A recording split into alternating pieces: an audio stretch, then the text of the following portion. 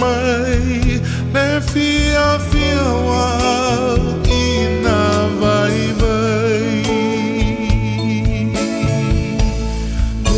usure e fuli mai lo tua la belle hotele tu na oe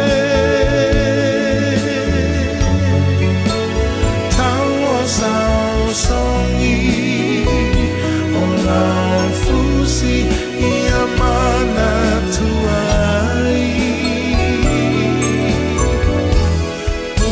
usue e fuli malo tua le polonga talela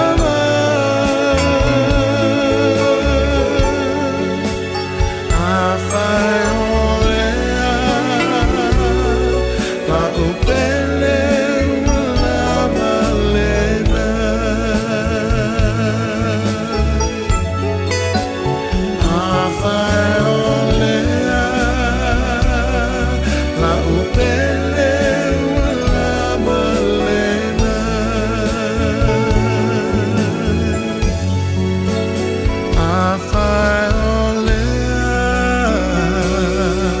la upele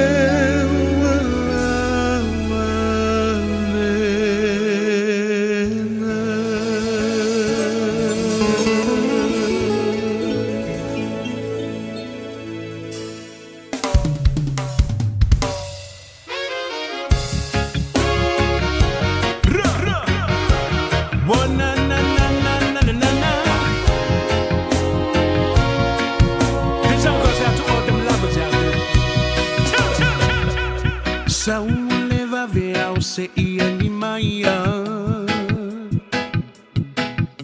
Pupula malo si mai fo ile fetuo le aniva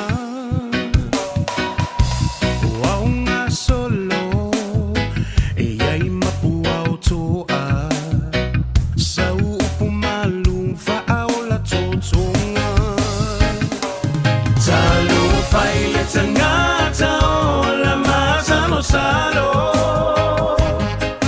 Le vede lao le toto le mafai ai o nangalo E tayo masani o oi ai se aso fa ato sinai o lo manao Mafau faunga wa felanu lanu a imo le tamaitai Fa anau nau ngau le mafau fau Fa anau nau ngau le mafau fau E fa alo to te leona o le te mini I mau mau Ne I e fesilingia O so fa amaoni Na o le taimi e loa o le mea moni Talo fai le tangata o la masano salo Le vede lao le toto o le mafai ai o nangalo E tali masani o oi ai se aso fa ato sinai o lo manao Mafau faunga wa felanu lanu a imo le tamaitai Talo fai le tangata o la masano salo E o la masano Le vede lao le toto o le mafai ai o nangalo E tali masani o oi ai se aso fa ato sinai o lo manao Mafau faunga wa felanu lanu a imo le tamaitai Ua na o le radio Samoa se furulima iwa toru a mo e tautuaina o e ilaungangana fitu aso le vai aso. Usi mai alau whaafafonga. Telefon mai Samoa yaso taitasi. Ua au mai amo oe ona o le langolango mai a le talofa voucher. O te whātalofa lo tātou watunu o le nei fōi ua tātou wheno ai. Ia usi mai alau whaafonga le whaapoponga le tautua. Ua whaamawina nei tala whaasaro pita o le whaamsidonga whaavao malo.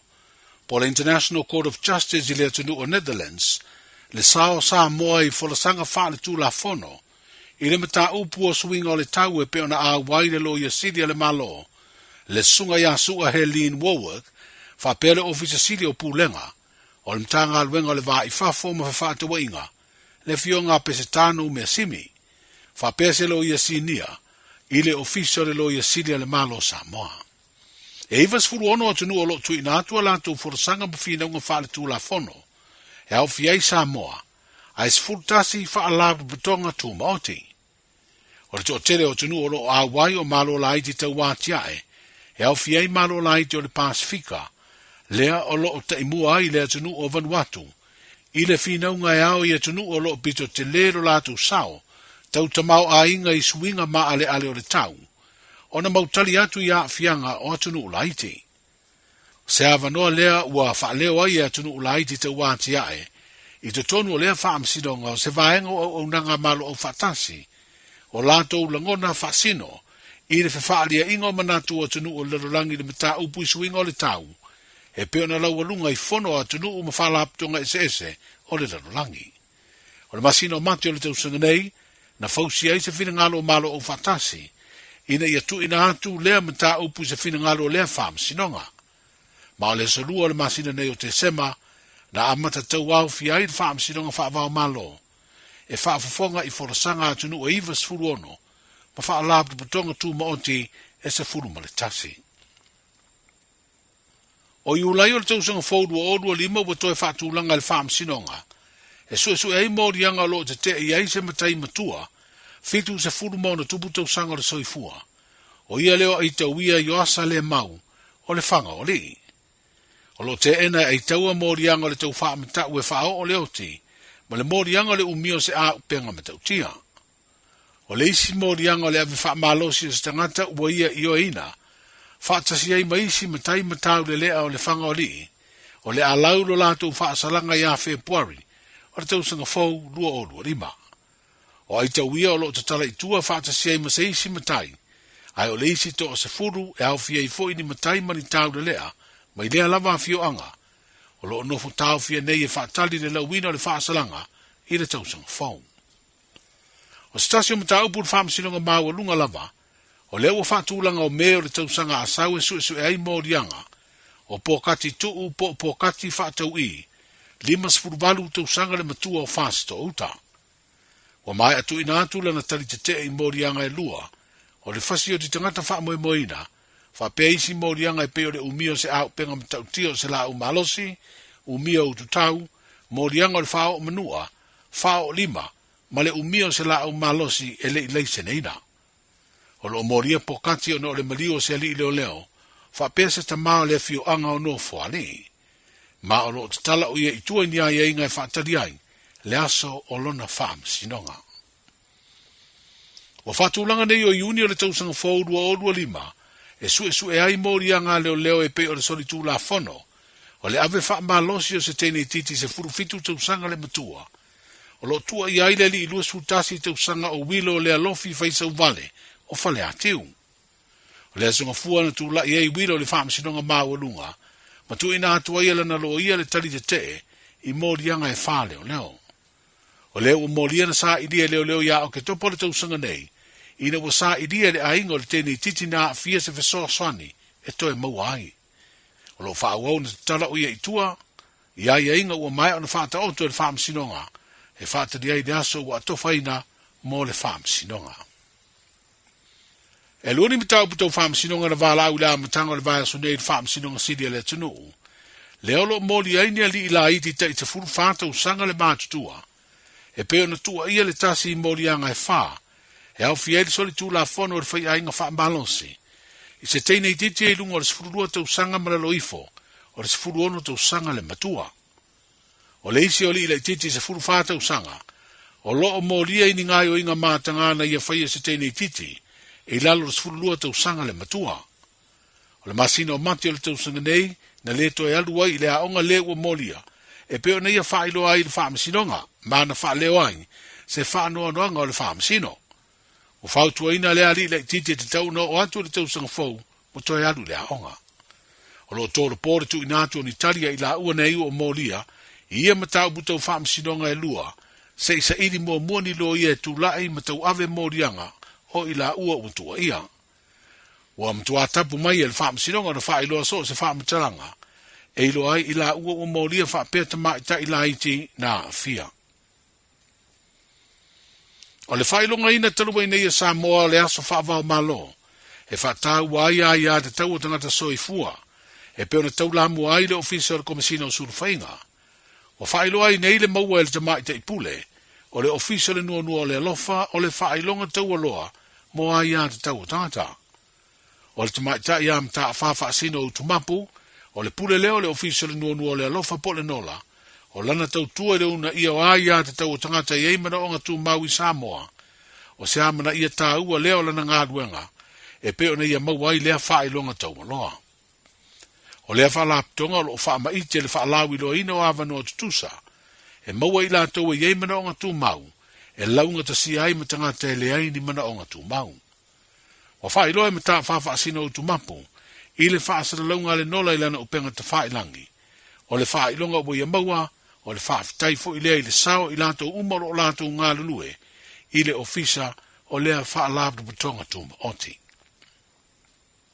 Wa amata le vaso nei ni suinga i tūlai ta tala i le vaenga mo ngā se ngase tau sāpani, i le maota ngā se ngase o tupua ta masese mea o le matotua, o no le ua wha ilo le mta ngā luenga le soifua malo loina, wa toa ngāo ngāo le au whai ngā luenga. O le vaenga o ngā se ngase tau sāpani o le ata tala, ma i le valu le tai ao, ai ta puni i le valu le po. O ngā se ngase ti ngā ina mani wha avelewe wha fosei, o le a wha o ngā le vaenga o ngā se ngase wha fosei, po le emergency department. O whailoa mta ngā luenga i se whaasara lunga whalau i tele, o le uwhi ngā luenga wa toa ngāo ngāo o formai. O le aswinga o le a whaatino i se tūlanga le tūmau, a e le o whailoa ina le whaasisilanga po o a whea, e toe fo i ai tūla masani lea au au nanga, a le soifua malolo ina. E ele tele tonunga o lea ua tūra lata i aso malolo, o le whaiunga o le tausanga, e mai ei nisi o le uwhi ngā luenga pe o formai ma tau si soifua, wa amato na ave o lato waso malo lo. Manuia na yaso, soifu. Isilia mala se laufala oloa i Samoa e mawhai ona whaanga i le talofa voucher mo whaatanga alu a inga. Ele ato alawa se 5 milu te lafu antuai mai New Zealand, Australia, Amerika, mai si antunu. Ai tau nui telefoni maolo e whaanga le talofa voucher e whai e le whaatau. E mawhai fui ona tungi e tuai le cash power wha pēle pili o le vai iso o se taimi. Angai loa le www.pacific40.com e lafu ai se talofa voucher mo lo a inga i Samoa. Mo nisi whaamtalanga wala o mai le olua tasi o Valu Tolu Tolu, Lua Lua Lua Tolu, Bole info at pacific40.com. 24 hours a day, 7 days a week, Radio Samoa streaming live on www.radiosamoa.co.nz. Ja, le late time lungo wanti lawa valu ma af minute to between le into line fitu fi feel vanga le Radio Samoa to fa talo fatu ya ma to fa filo ya to le pa iman malu tanto atunu ya lo fa penana ma futu mai ile tanto ala le Radio Samoa tansi lima iva tonu mo tali tonu malir fa funga anga ya le ngante le mai mon malu tanto atunu ya awa fo io le tautua ala fionga ya severe le antoa pesitai lungo tanto por reclamar nganga i fo favor o le motanto mai nei le tanto por reclame o le fiafi por le evening show o le wala le Radio Samoa se fulu lima iva tonu mo a ona po ile le ngate le tina matima tua e malo silnu o nga fa pa o ma fa na ma lo so ifua ma le langi ma mai fa talo fa fo ia tanto e lo fa tes mai lungo ala tele e lungo lungo ala tele mount malawa fa le pisinisi mount e fa le fingaluenga e o fe lava vanga e mau tu ile tanto tu Radio Samoa tasi lima i tolu amo fa talo fa tu isako ile nei fo ivanga na fiafi ya lo to ona fa tavana ni isako mastat maftanga se aulianse temil po ana nei ya nga solonga masani le tanto por reclame o la fiafi se temil luma ia fa fonga tule malu tanto atunu ia ese foi fo poponga de tanto por reclame o le o alanga upu mamwanga ngana ia se atoile nei fa fianga ia manai pese fo ia fiafi la antuia ia mai tanto pese ma tanto fa fianga ne fiafi ia on tanto fo emaila awa fo io afa mana tuina so fu mas fanau ia o hinga o mai masani ia atunu a tonu mai nei tonu mai nei sio fa linga ma fasil silanga ile official Radio Samoa ia o le fa salo o le a fa salo wina atu Ia, o le tātou pōre klame māsani, le whawhiri le pōna nei, ia, o le āmatalia le tā le valu, le pōna nei, ia, si au le se temi pō o le pōna nei, ia, o le ngā solonga nā le tātou pōre klame, o le fiafi. Ia, le sunga ia tuipea a siava, Antonia o siava, ia, o le ho sauni mai mo le tātou pōre klame o ngā upu māmoa ngana, ele nei fo ia fiafi lo 10 minutu pe tēnei le Julai fitu. Ia malo lava le tātou atunu le tau atai ma le ngā lulu nei fo iasu. Ia mahutu mai pelo ala leo Radio Samoa tasi 5 iwa tolu a mo le pōle kalam le nei o le afiafi. Ia po le evening show alo ala leo Radio Samoa se 5 iwa tolu a mo.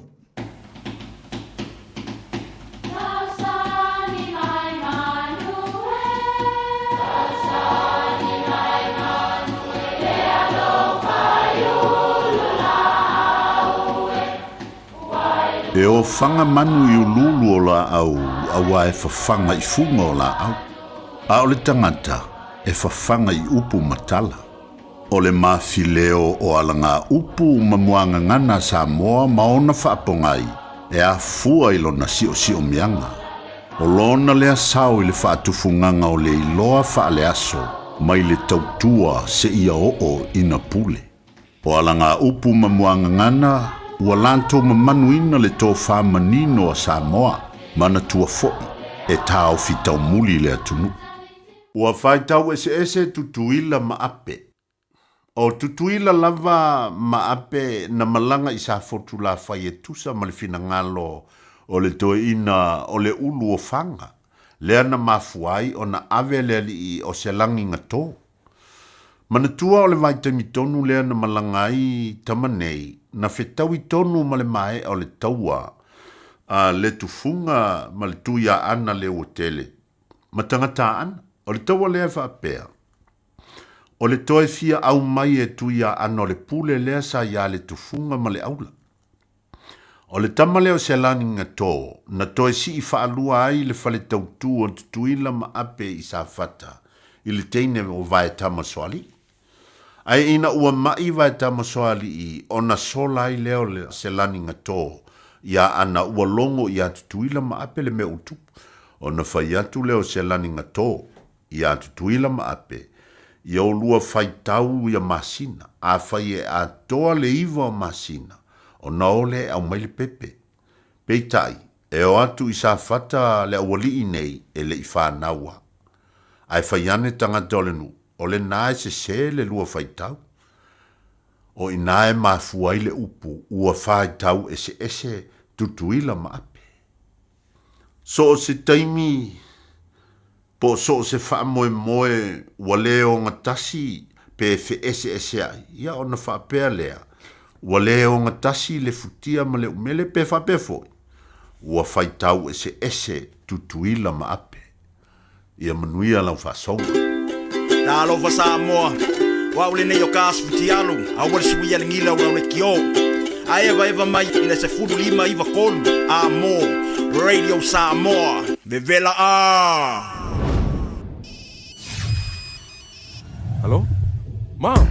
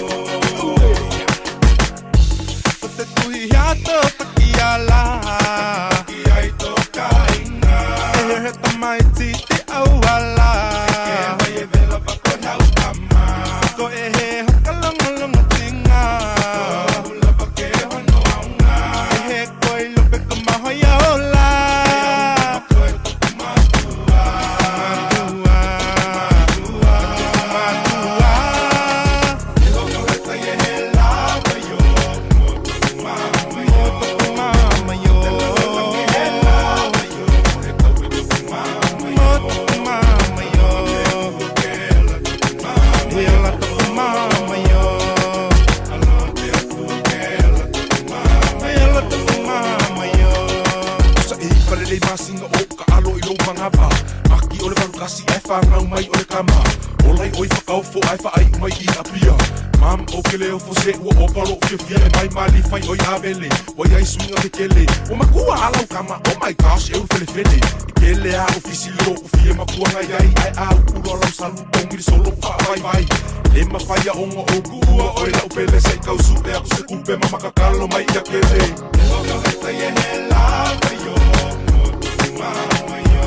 Lava yo, he lava yo, he kau e tu mama yo.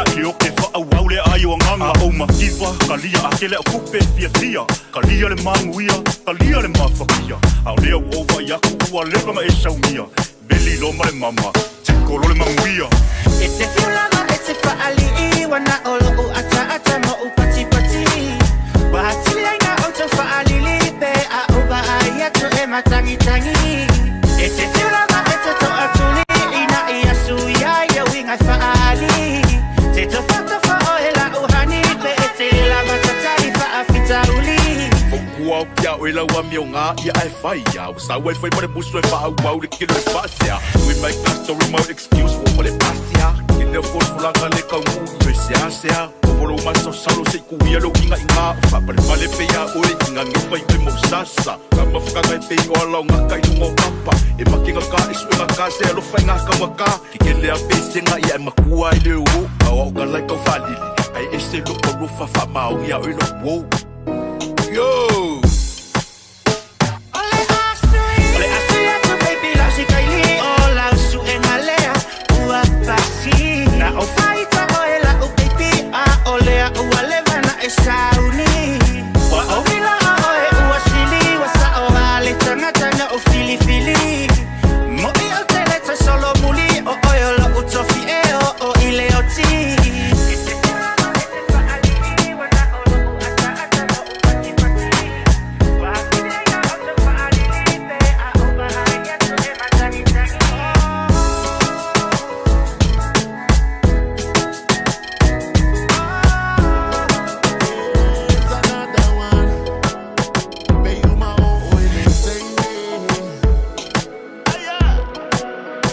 Besa o ela uva ai su. Is ni begini ai. Ma umiti ile po. Alongside DJ Crazy. Ne iyo umaluma. Inay mafafanga. Ay mo ne olete fa ano little muunga. Say ita umanga. Be afai emboni. O ala sa uva ai ai. Let's sing the land of Masavali Valley. Say baby uma let's take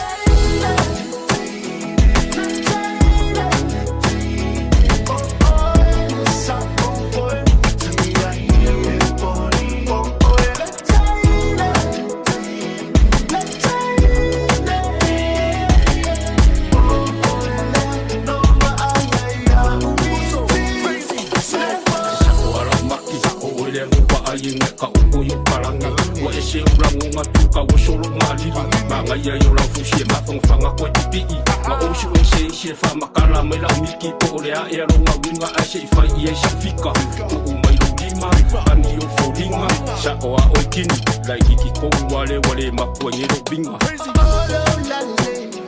ave o find me sing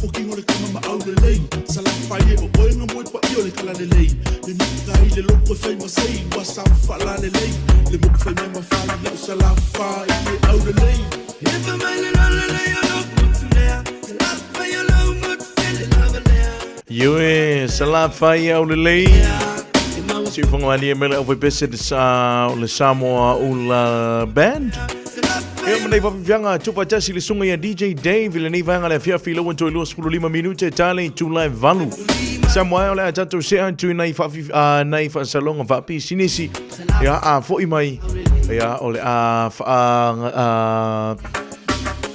tato wanto ile le tato por club vanga le tato por club fa mnianga o sui fumas fa nau ile nei foi vanga la fia e lunga lo ala le radio Samoa fulima i tolu amo amai tanto fa salonga fa pisinisi tatala tanto leina tolu fitu tansi lima i tolu yelo matala foi le tanto Facebook ma le tanto YouTube live comment section ya fa ilo yeni si o de tau ainga sesio o wo mai ma sani ro fa manatu nei la to sui fua ya fa so time le tanto numero tolu fitu tansi lima i tolu ya po ilunga le tanto Facebook live ma le tanto YouTube live comment section ya po il tanto email fo io dove il tanto email si masiaki on air and radiosamoa.co.nz le tanto email ma vutu mai pelo ala le radio Samoa sfuli mai vutu amor por kalmene ole afiafi a umaloa ona piki tamaiti onga ile asolua male asolulu o vai asota itasi ona ki mai lo le o lauleiti o Facebook po le YouTube ale Radio Samoa ile afa o le tolu ile polo kalame o le tuli matangau e o ai fanau ile ngana Samoa awane imisia ele fanau le polo kalame o le tuli matangau male faletua ia Natasha o le saasia ia asolua male asolulu o vai asota itasi I feel our so sad. Omega Ka, Diana knowing more. Omega Ka, Sabaleta Mofie. Omega Ka, feeling my loyal Omega Ka. Omega Cars, lua selau Diabetes Drive i Manukau. Pole telefoni o iwa lua fitu 5 tasi lua. Susu mai Manukau ne. Omega Ka. Malole Kesile Omega Ka. Beta Drive Doctors ile tau longa fa tau I mangele fa pia manrua ole va ainga o so singa se pe amana o mia e fa tino e fo I matupui o le fa na witi o tupui le ko witi sfuluiva mo ila tau es fulon tau sanga malunga atu fa pia matupui o le flu vala au telefoni lua 5 valu 5 iva valu mo so va no e fa tino ai nei au nanga o fisa fo mai mangele I taftafane o McDonald Amanrewa e taftafane o Faletusi po le Public Library Beta Drive Doctors Clinics Talo for Samoa o Atish Narayan o le Licensed Immigration Advisor mo le Auckland South Immigration Consultants e visosoani mo so se tu ai ngā visa e malanga mai New Zealand po Australia telefoni mai nei loa I le o valu o tasi o no valu whawhitulua po le olua tasi o no valu fitulua tolu o. Ua na o le Radio Samoa se furulima iwa toru a mo e tautuaina o e ilangu ngana fitua so le vai aso. Ia le leile ua tui luas fululu minuti tale I tulai valu. mavai atu I tanto I meli le ini tanto I meli. Samuela matala tunile tanto laina tolu fitu tansi lima I tolu fitu tansi lima I tolu. Ia le numero se vile mai e fa so tai mai. Ia pia fa ilo ye se si o le tau ainga. Ia o se wo. Ia lo fa mana tunile la to suifua. Ia tolu fitu tansi lima I tolu. Ia lo matala tunile tanto laina. Lenga tailea lunga de tanto Facebook ma de tanto YouTube live. Ia fa manatu ma fa ilo mai lunga de tanto Facebook ma de tanto YouTube live. Ia se si o fa manatu ni la to suifu ma la to fa now.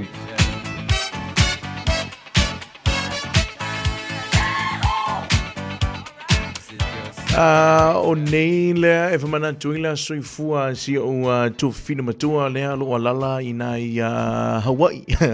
Te mai na te miti o le 808. Te miti o le Honolulu. Ea e mamoli atu lo whaanga ia ma whamanu ia tula soifua ma las whanau si o tu whina pele ia Noel la kena fulumua. Ia o lea atua neile lea I whaasana tau atu. Whaasana tau tula matura soifua si o tu whina. Ia langa e langa e o tele mana o tau atu. E paul me tau atu. O lea lava e la ititi lava fonga si o tu whina. Mo ia alo matui soifua. Ai lea e tala vau. Lua to Noel. Hope you had a great day today in Hawaii. Great day at school as well. We love you so much. God bless you with many more years to come. Yeah, awa fu ile tanto mafutanga ya lenga te lelo to tu tanto ainga fa pe fu I male kale. Si alo tele atu happy birthday. Patalo fatu e tanto lo fata similunga tanto Facebook male tanto YouTube live le fu vanga la via fi lena taulo papa. Ya lenga te leo Alfred Amoa Fanua. Le tina yang sina leo fa pe fu male su ya fa taya mo so lo fata simina I mele pone au Italia. Amelia Famoana, talo falava Amelia Nicola Ulu. Ea whapea fo ima le sina a Auntie Ronnie L. Fantastic milunga le tanto YouTube live lewa ngala fia filo ini so tanto vlau lunga leina talo van vlau. Talo van vlau. Talo fa. Talo fa. So I forman mea tina. Mau na vanoa. O tia I fo pawhitai lava mo lo uawa no se manu. Ia, lele. Yo wha manu anga lea sa whanau o lea tali o si utua ngane ia pestaniko. Masita I North Shore. Le li o Yosefo o lo o I Malpone. E vivi whaia e lava mātou loto I lea tua o na e ulava na mātou wala wa lewa na mātou wala. E whaftai le anga le leo le atua wa ia au lia manuia mai ele lima spuru le neo ne tausanga. Sefo a whaalongo mai. Ia alofa le atua ia ma tuefo a pauponi tausanga stele mo oe. Whai whaale le ia le whanau, whai whaale le malo a inga. Alofa mai mātua. Olo alofa tele atu lo ta mamalo tina e masisi o tua pine to tasi o whale. Pape na fo lo anti le video tu le mangele malana whanau.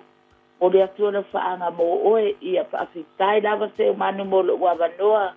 Ia le li whaafitai lava tina. Whaamanuia kirisi masi marita sanga po lau fionga. Whaafitai ia manuia tele fo il kirisi masi marita sanga fo i lau sunga tina. Alofa tele antu manuia nea fiafi whaasoifui. Ia manuia lava. Ia whaasoifui.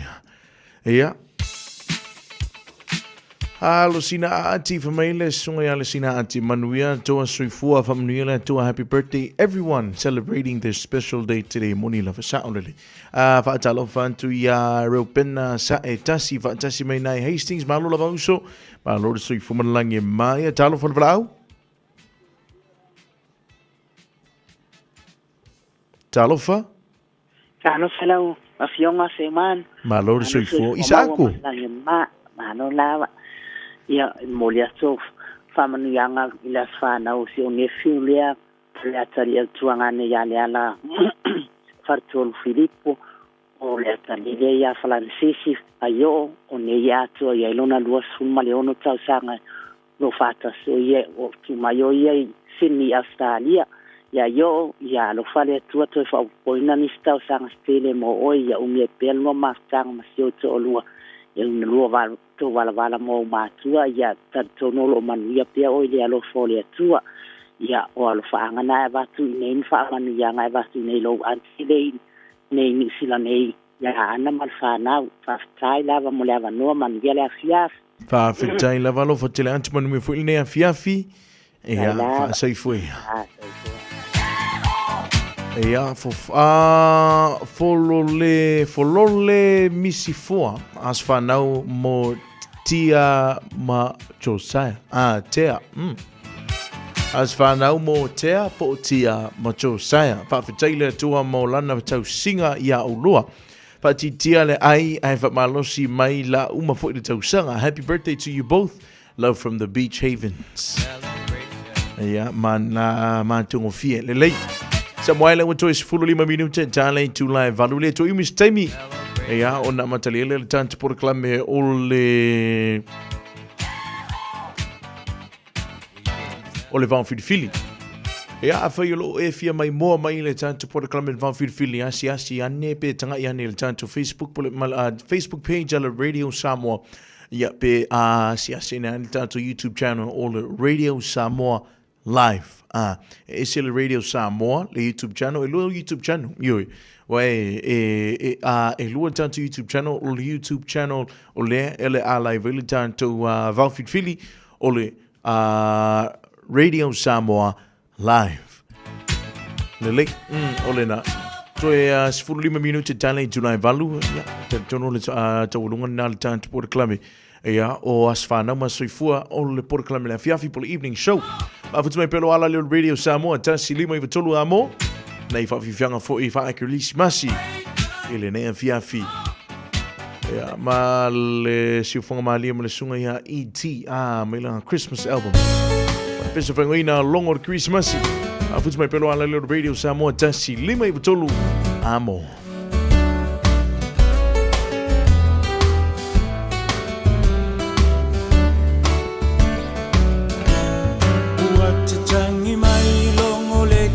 Simasi le lalo langina fa tali o ainga mawo mamai wa feilo ai a ole nei lava o te fa tali o a fe sawai la uhani e kisi mai ma fa amanuia le kirisimasi Tatangi mai longo le kirisimasi le lalo langina fa tali o ainga mawo mamai ua feilo ai a ole nei lava o te fa tali bo a fea e sawai lauhani e kisi mai ma fa amanuia Kirisimasi le tua wafana mai ile fale o manu olu itau telelena o e mau tau taia e ia ile tau sanga fo le fa asino manga uma mo itacho Manuia le kirisimasi wala tau sanga fogu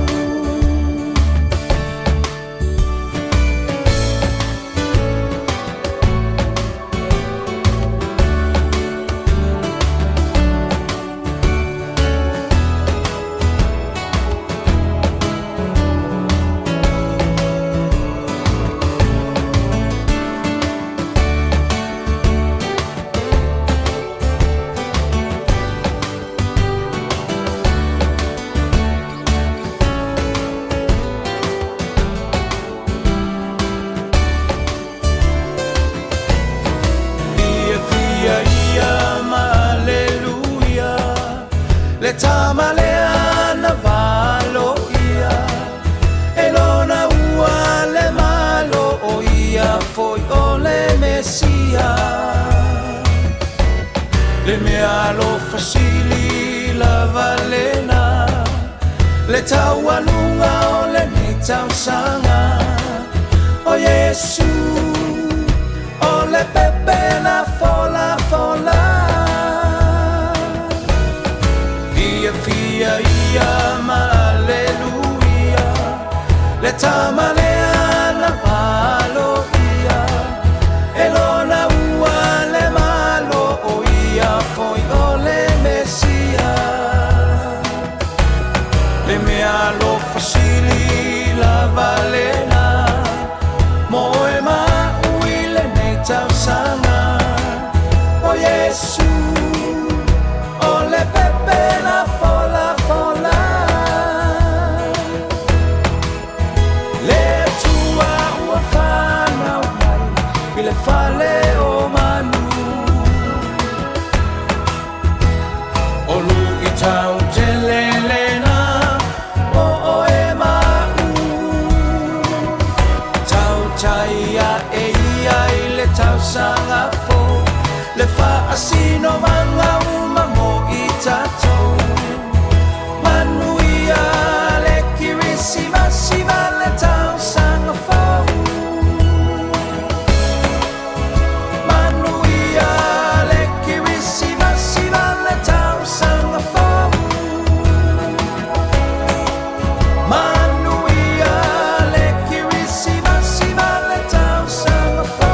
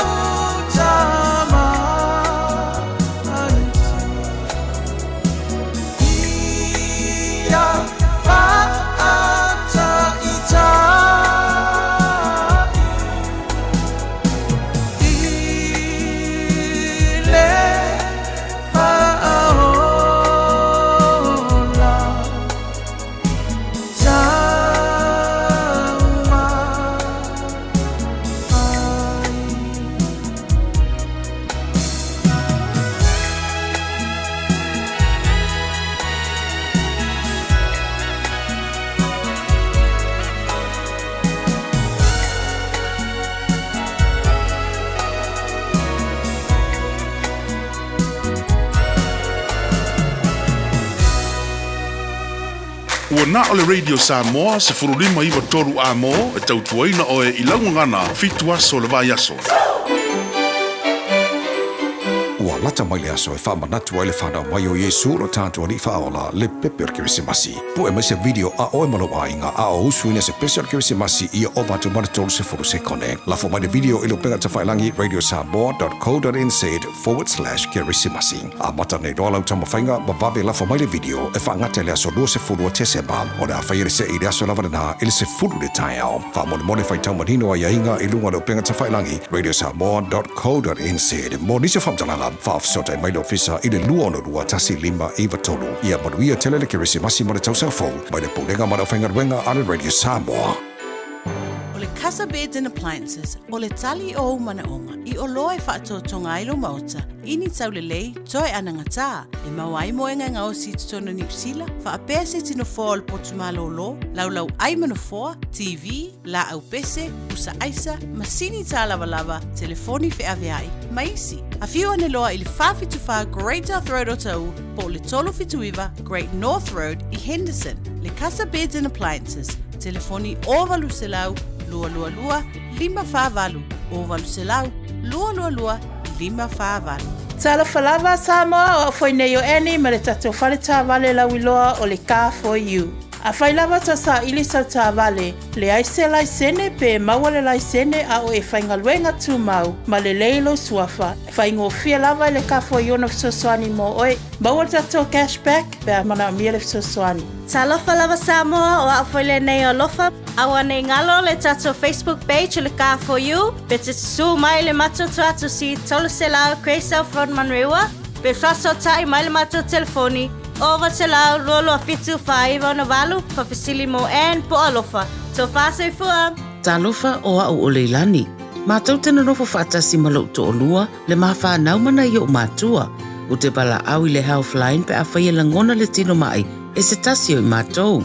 E le ai se totongi o le nei au o nanga, mai mawhai ona o tala no e se tausi mai mō fautuanga, tau soi fua malanoina, ma whamatalanga I mea te tau ona whai. O te wala au iai e le tinga ina seisio I mātou. E awa noi te mi uma, lua sul whai tū lao le aso, mo aso umo le vai aso. E maua fo I le fisosoani mo se whamatala upu, pe a whai o e fia tala noa I lau lavanga ngana, e lea I fo I se tutongi. Wala au loa le Healthline, I le o walu se lau, ono tasi ono. Talofa Samoa, o a Teshna Ryan, o le Licensed Immigration Advisor mo le Auckland South Immigration Consultants. E visosoani mo so se tu ai ngā visa e malanga mai New Zealand po Australia. Telefoni mai nei loa I le o valu o tasi ono valu wha fitulua. Po le olua tasi ono valu fitulua tolu o.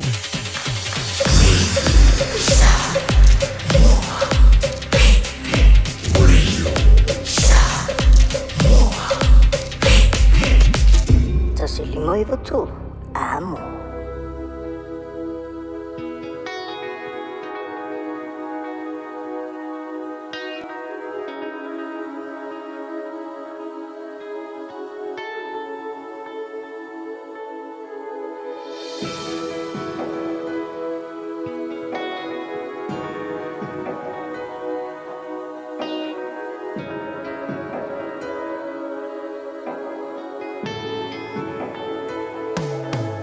e ui le whaingata Pei o se sala a se pangota Tu fesili ai pe ai sea Le o ti o se tui ina tinga La urupe ua leo Ua mafuli le la au safa a paolo Le pale ua le so Mo tu le fa aso Ai pule lava o ele a tu motu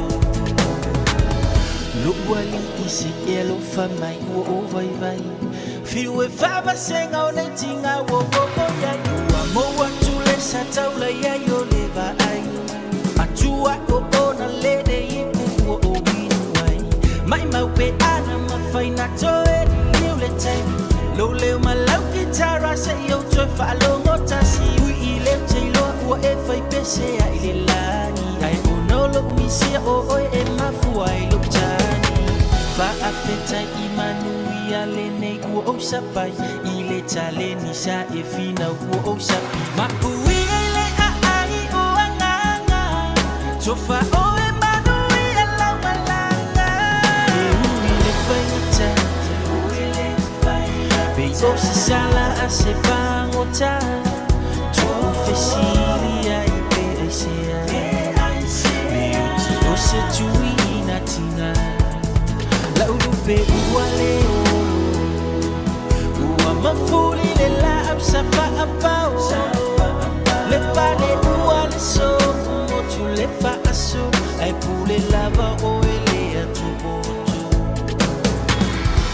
Io tie o fielo tui Tu unga mau Fe elo manu manu Ai se awe ave ai le safai ma uo Lesa mawai le fia fia i lo umei Lesa fatari a wevanga ipo Tinga lava lo leanga ai le manolo Aua ia fafanga i mafautuanga Tama ua orisi a le ta ua mafutanga Ai whamanga lua i so vai vai si fati wa sala Tafi malala malanga maua so no foa I mana tua pea we italo sama Silonga ua umana umanava E ui lava o se kou whau ke i loa sa whaki e ki e kau E au sama le Ua na o le Radio Samoa se furulima iwa toru a mo e tautuaina o e ilaungangana fitua so le vai aso.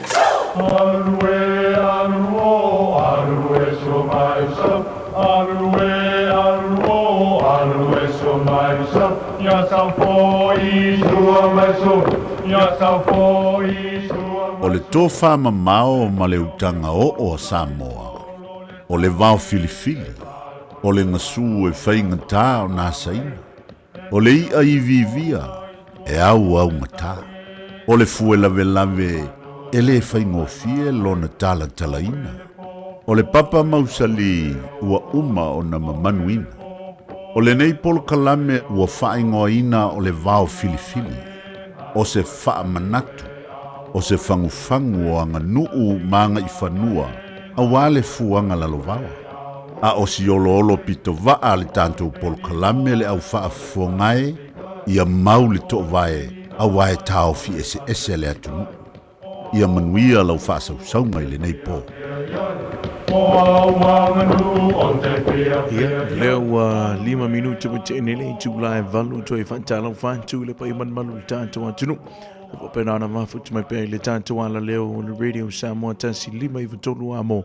O leo wa tanto mai nei ia il vanga le tanto por club vanga por club la fiafi por evening show ia o le vau fili Samoa pe ona masanye ia so lua vai so tasi I lunga por club o le fiafi le tio Samoa ia fi le nganga lo fata se mai le tanto va I le ne fiafi tel tonu ia o le pa o mele uso ia seau ia wa foi unisi fufuanga fa le ainga e fi le nganga ia o fa tasi mele to file of po ia le fitenga ia tu pea ia mesi le sunga te mamatua ia vai pua le nei foi vanga na fiafi fa talo fatu ile tata va al por clame o le va fili ne fiafi ma lo so I fuma langi ma lo fo ile fa ma lo simele tata por clame ia la fa tuina le to wa fo il fa fo ina o le va fili Samoa Alo. Alo ba kaisa. Alo ngarue. Malo. Ako ingat ako po kalat. Ya. La fokuya lo sa se lua fa se lua kako po kalat me ne fiaf.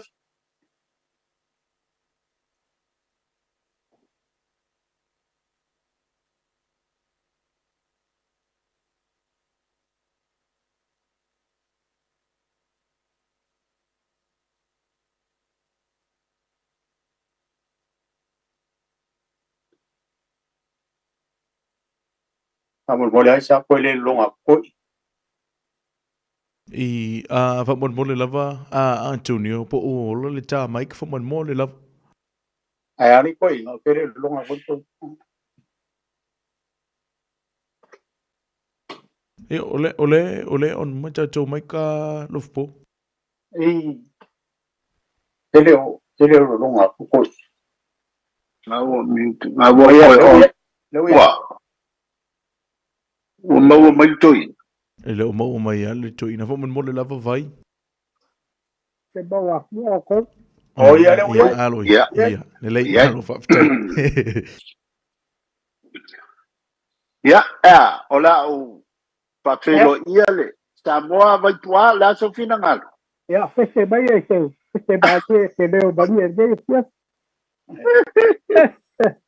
Ia le lei. Mua I whaleo a le papa o vi inga nai le vai maunga. Ta awhi ai tō whina tama o te tala. Ping tau pa ia mau malu sa wo o Samoa.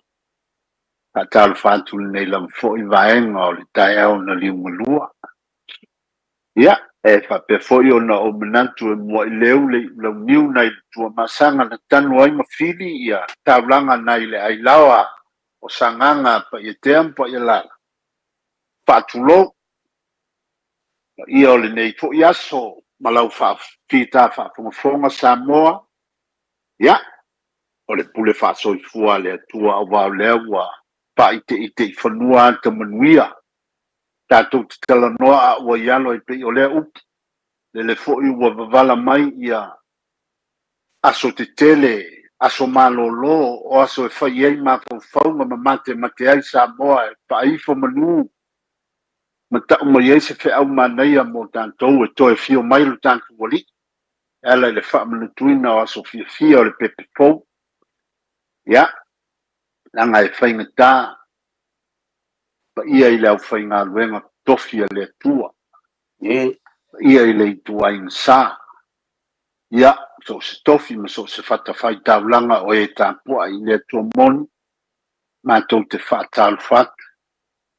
o pa ia e awa mata ele mawhaia e fiwal ngana Samoa e tau whatu stusa ai peitai ele mwhai fo ina tu lafo ia e tua a ua mawai o mai nei aso upu e whaalangi ai pa ia o le tala lelei langa o le vā ma le atua o le mea moni lava ele utu ai tofo a ia I se Samoa po se tangata po se tupu, po se tamali'i, ia, po se pona o fo I Samoa, o le a lava le toa I ngā tangata soifua, e o ai le malosi ma le panawiti, e le utu wai tofo sesi le vāna nofo ma le atua, e ui ai na pei ua whawhangongo tangi ao I le whaalongo ma ua whai o ni upu e whaalongolongo ma upu e tawane ai, ai o le langona ai o le vau filifili e lai o na edi pe lo tanto polo kalame o le vau filifili na ia le ngata I na tanto tepa ma le loloto I o tanto whaasino manga o le tū manga nuu mamalu o Samoa pa ili le mea e tala whea unga wa o mea uma o mea le atua e ala o na leanga ma ele lea ma pei e wha poringa e temonio I palongolongo isi a upu ma le filosofia o awa onga le atua.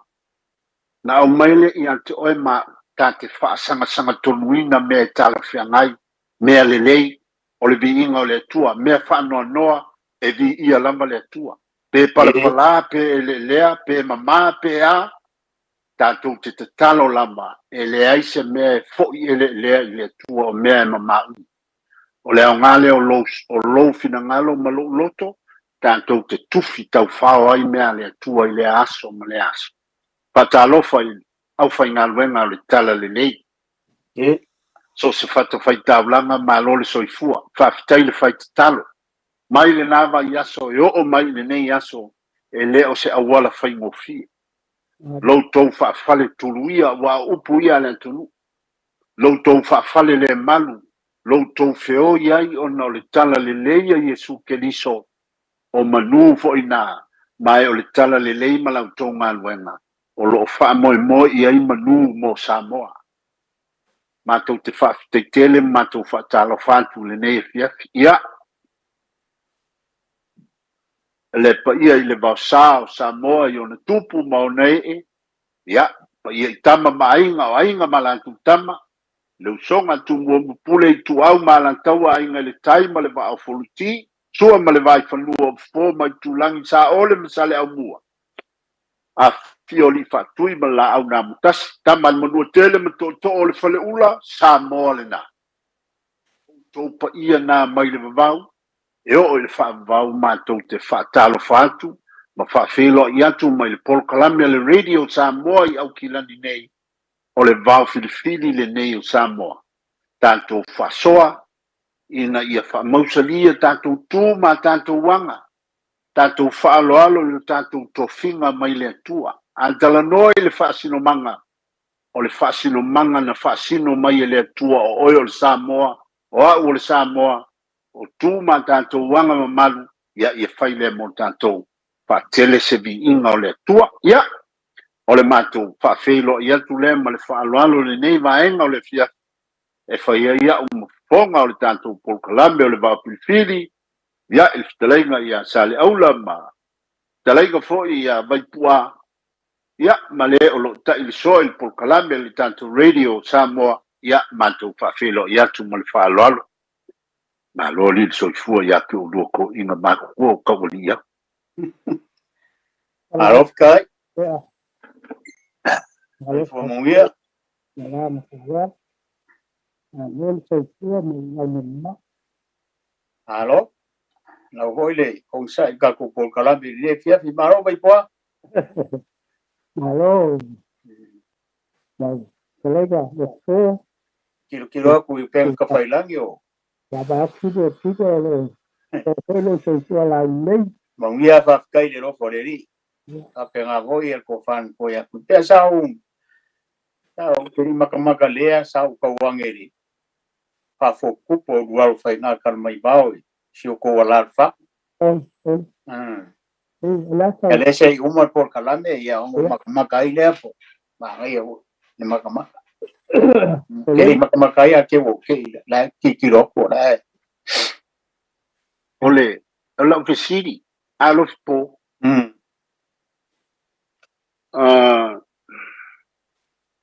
Mang ko fo i ke la fo i la au le vao ai le la wa i la. E o leu. O se mea tele, o le fesili il ko inga makua. Vai tua, o le whafoku o le vā ulu, po le whafoku fo i o le vā alii, le kalamai vau. O le ase la longa whaafangaloa i le, o lo i tūma lo i aso whapene. O se mea na o le, e ngata lava i fefo i salimu i le mea o lo, o na o le mea o iele mauta. Se te ana sa tudo. Ka tala lava ma tala. Kene ho yepe makama ai mo. Ito pole ma ni. Palo lona ma ko ba ma ni ke ma ko ni. Man ko se e ba ko mo. Se ama sa ko ama ni. Kuale kubale ni mai la makam. A fio ai ngai dia. Mai ko. Na ta ka ma kwat pa. Mali. Tau yo pe pangalo. Iya. Hari kai de ma ko kubale. Kubali na ko ai ngai yo ni. Ai na ta ko ba. ya mai ai sa vala Ali. ya fa pena sai sai le sori e lu o sori I lai le ma ko ki malo o sama mea na ko ke si da e wa sa tena a si o mai le sori Yeah. si o mai le sori I la pa li du ya sala da le sori I na sama mea sala na foi sa le tele le sori na ia loba ma fa pena mo ina sa ken o sori la nga di ya mai na sa ken le jam ai sa bala ken sa bala si pangaloa Mali. Longa sa pang musumu si kera e fa pena si anga nga ia sa ina sa bala ya ole na ku anga le wala nga sa ya na ku ya un valo pena o valo pena ole alori eso va me ole alori ku ko asa ini po ide kinga sa mo ole alori ku mo lalo ku asa ini no ku puang ole pinyo du sa ti ole pinyo du kenyo mang mau ku mo ye le ku mo pa ngau kenye ko du pa la si mo wala nga ngau ku mo le ku ko ya pa la pa e na ku walo pa na ma vai ko pam ya walu la su nga di au bua mau lo aku pa ku ko mo I ko la pe do le ye ko I ma studio pangalo ya ku pa ko mo wala pa mo au mai e loa karia loa ku konga ele ai ngari ide ku mai lo ku ya abu ma la ku so kama nga pe pai ya aku ya au du wa nga ku mai ya ma o mo ki nga ta ka te yo mo ka ama na o ave pai mo du ani ya akan ngai marting si alu so ron ko nga ngo mai mai ga ma o aku lo sa ngalo ele ke si me ka la ko o si ngalo a ina mo so e tau na ye se di ye ka ye sa ngalo ku kasia ya anga fa e lo le sa ngalo ya lo sa nga de la ye le pa se ngalo ye ya sa no mo lo sa nga a fi o mai lo sa nga ai nga lu ma mo so le ko fa I de mo ku o ka mai ba mai nga ka ma up ya fa ta wo up ka ki ngai o pa ngalo ya pe o ma fu ang ko ngai la su a de bo ko ya ka ka lo al ma ko ku ma ro ang ngolo ka ma o le ku la ngai le se me ma ngai ya ngolo no po fa le ku ma ya de la wa mai ka ko no fa lo ngai fa la fa ya aku ni maka la le ka wo ai la maka ya ai kwa fa ale ku ba Ali. fa ya le la wa bang ko fo le no fo be o lo fa na mar ka ba ka sia ka wo be ka wo be le o lo fa na mar ka ba ba le no fa ba ba fa ba so fa ka sia ka ma ku o lo fa na de ma wa ku ka la lo nga pinyo mai ko panga wala wa ngale mai ngai e lo ngali Yeah.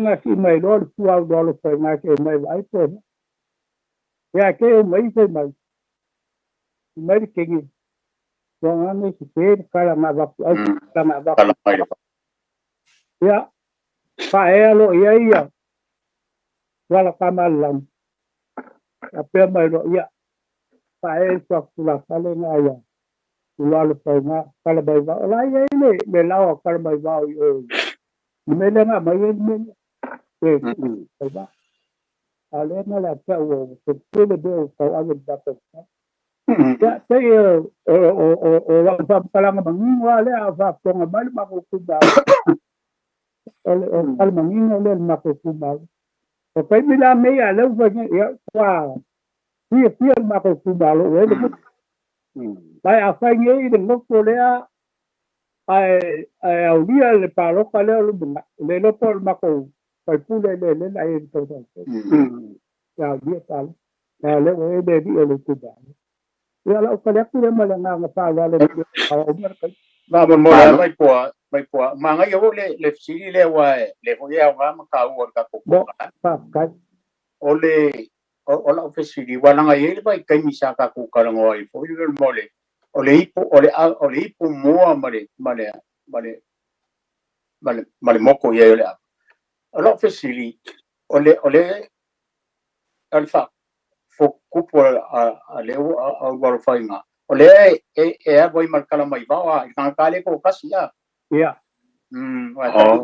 kasia a kale o wal fainga kala mai ba le fainga ko fa ke le fo fa so le wa pe ma pa wa le fa fo e ava mua ia wal fainga ka kale ko kas ko moko ye lava por sa ole mai po ya kara mai ko ma ko an fa la lo ai no do so ri i do la ko eleng o kala mai ba ole ma ku o ko fa le a u fa lo ai na mo so ri i do la ko la nga ele ki ka ma ka ko le lo ko fa ku a ko el la ko fu qua vai câu của câu của me fa ki esa ya ku le me fa la lo malo pa kai mo fa so we fa fo we ta to no ya ma ka me mai ia ka ko ka mam ko ia pa so bai la ia ma ko singa ka la le ia fa ka wa ku sa si mai man ko inga ia ya cái đằng này ấy nếu mà bật vá thì nó được rồi là ngáo kia mà vật cuồng rồi cũng mà lại pe cái này tên nào để fa cho mấy rồi cái này vật cuồng thì sao lấy cái này thì cái này là mấy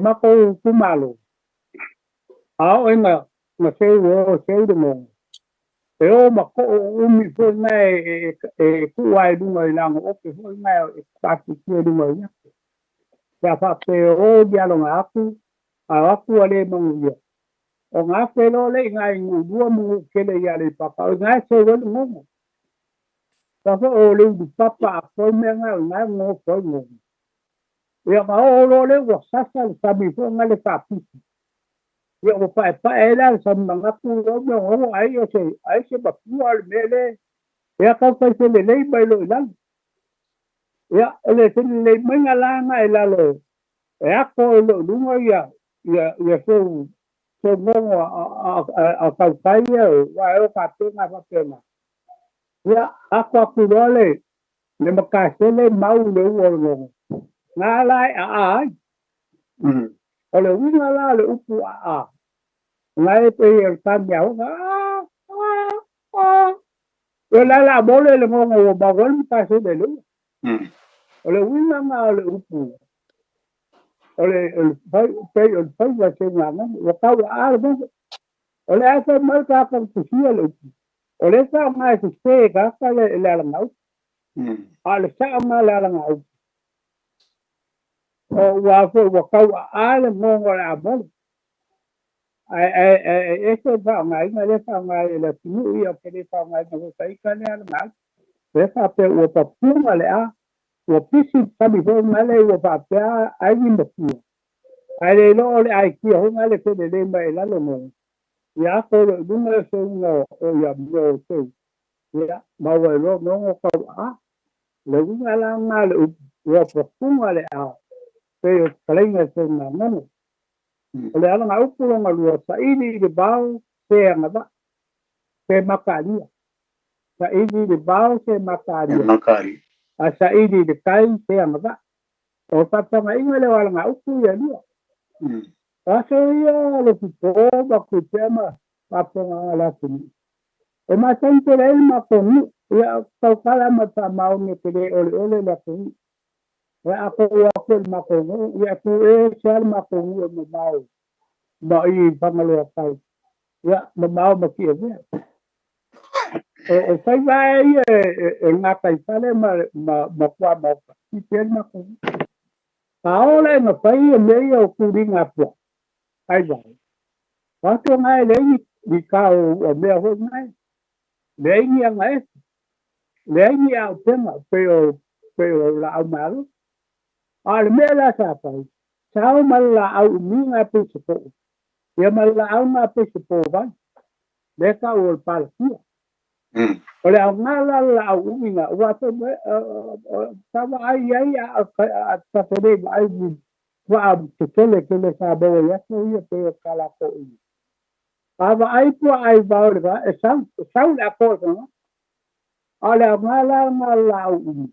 E una ia e se fo ngala po ai de ku e de ka buka. A kale u de partia. O ai kia na sa ba e pe bang. Ma fai la e sau le po ai bakania ka ka ele la be. Ya. Ngala e ma po le upu. Sa ili i le vau, te angava. O ta raka e angava e whaiwale, o ta raka e maka ni. Ia pere viva ngau, o ala ngā upu e lia. Ia, ma le ngai upu e kolu na upa e kua. Ngai ka ngaka hoi e sa kau kawai sa bo ia fuia.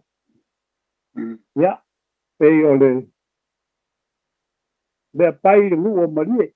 O kula pale lea ngā kure mali e koe i tiki. E anu e mai ngā uki amu ngā uia e tiki. Ia. O ngā laku lo le i tiki. Pasino i fo ia i tiki e bela ia i. Vai a kuia. Ia na ko inga leo lea pai. O lai ola mai uki i lalo vai papa. Vai a kulo e ma le kala ale pai ia ku ke manga o le ia o ke se ta ia o ke le la manga o le ia a se ta be ba wai le ala nga o manga o le a se ta ia ko sa wa ia le wale au ba ia le wa o se ta pa le se fa se ma edita ia o longa lua. O singa whaku i subu boa. Singa whaku boa i subu. Ia ka mai kaidinga inga whaka mau aile i ngoa le vai i popu o. O vai ki le pia. A wa anga le ki le kiro ngai ka mai kaide vai i longa. Ma kede i loa o longa udu o le i subu. Ia o le wha mau bangu ngā le. Kala whātou pito ni. Kina whakumoa i tini. Anga reki te kiro e te vai i rei pua. Leo whai roa i a vai ki te pia. Tena te rei roa longa udu o le udu i tini. Ia mare ngōmungu. Kongi a ngōngu. Ia kia kato whalo ngōinga le ngōle. Ar suapa lea. O suapa lea kuya kua kupoka na sese renga mali. O kupu ngai na mali, na ku malo le mau Samoa. Na la vele ni i tu panga anga yaku solo kele ale mau i de palo malo i pia. Renga malele ai ngai kupu o Samoa. Samoa, ia funtide mi, ia o ngalo koko mo Samoa. Ia, ole maulu ngai le fo vaen ale ngo ka le ole kupu le kon ya ngo ya pe ngai me ya sa ke mai de va ya ya lang ta si do ka po fa ba la ba pa ya ya be ya ale ko mo wala ba ngo ni am ka ka ko kala ya ala video ko tu ba ya ba ya te yo le de si do wa ba aku ya ba ya maka ku ya ngai ala ngau ku ya ala ngau ku mo awe kele pale awa ekele pale ala ngau ku dia o upu ka le le ngai o upu ko e ka le ngai ya mare ala ngau ku long ko ei loa kamali i langa sa loa ei loa fo di palo poli langa la la ya pero ala nga upu ya ma tan ta ko sa lo ngo ya ma fo ta ko tu pa yo ma le tu ni o wa fo ni ki na ko mo ka ko nga ya tu ni ya pero nga ya la upu nga ko yo ba ko tan ta ko la me toma e a ko pa Aló, aló, vai puar. Aló, pasó. Aí lava. Wow, palongolongo i. Mal malamanga vai puar. O lona winga i le upulea sa ili le bao se mataalia. Ya. Lona winga o le a e sao mai le lua pesanga inga male mangu ai bao. O le pua ai bao. Ia o ngai loa o ingae e loa ilo matali. Na whao ngai no mea ia na e au ia a mai pua. Ba ke mga kua fo. E kele nga kuri e tangata turi sa o walu ai fo i tu o ui fo i le vao le mako. Ule isi vao. Kele le mea le ole. O le manu ai vao. Na o walu ai le isi tulinga le na. Ma umaka maka le o le upu o le kamalo sa mako. E kamu fai wa kuria mai le o mai le mo ta ya e maua la mai loa wa kau ye mai le wa pisama onga ma wa kulolea fa mai le kamalo e ba mai se la pala au o la kalakang e tau mo fai lo le o kamalo mai le ia tuli le manu ina le lapa le na ele mafai ainga ko nga yo ai mai sela ia o kele va ai la vai le ia se mala au fa pena sa mao nga pawale o le mele le ba ko ko malo le o nga kao ia male kama i polo le nga ese nga pawanga me ia no ko malo le o kilo ia wakaba ai fo ika ia i le fainga e faia fo isi a sa wa ke le maile nga le sawale ale pua ai va se kulo ia ele ku mama inga fo i fa i o le pa kinga inga e kai fa a le fainga le kamalo le a pa wale mea ia o le kaimia ku ai kamalo le mangu maua wangase ngofkwa umalole ai so se mea e kinanga velo aku le kao ku alanga yo i mai e ko lo ko fai ku mai ale mela le tuli la nga ile le mawal kamalo kuri le la pala wa man ku au ko nga va kele la au wa makua elin kama la pala ye kuri la le la pala au ya awangi ko e pe o se pavo le kusanga pawal mele fa sanga ma ele mangu nga o nga mo meo pa pi o pa le lapa la au pa ia a pi o luma o nga fili e fa sang o le se me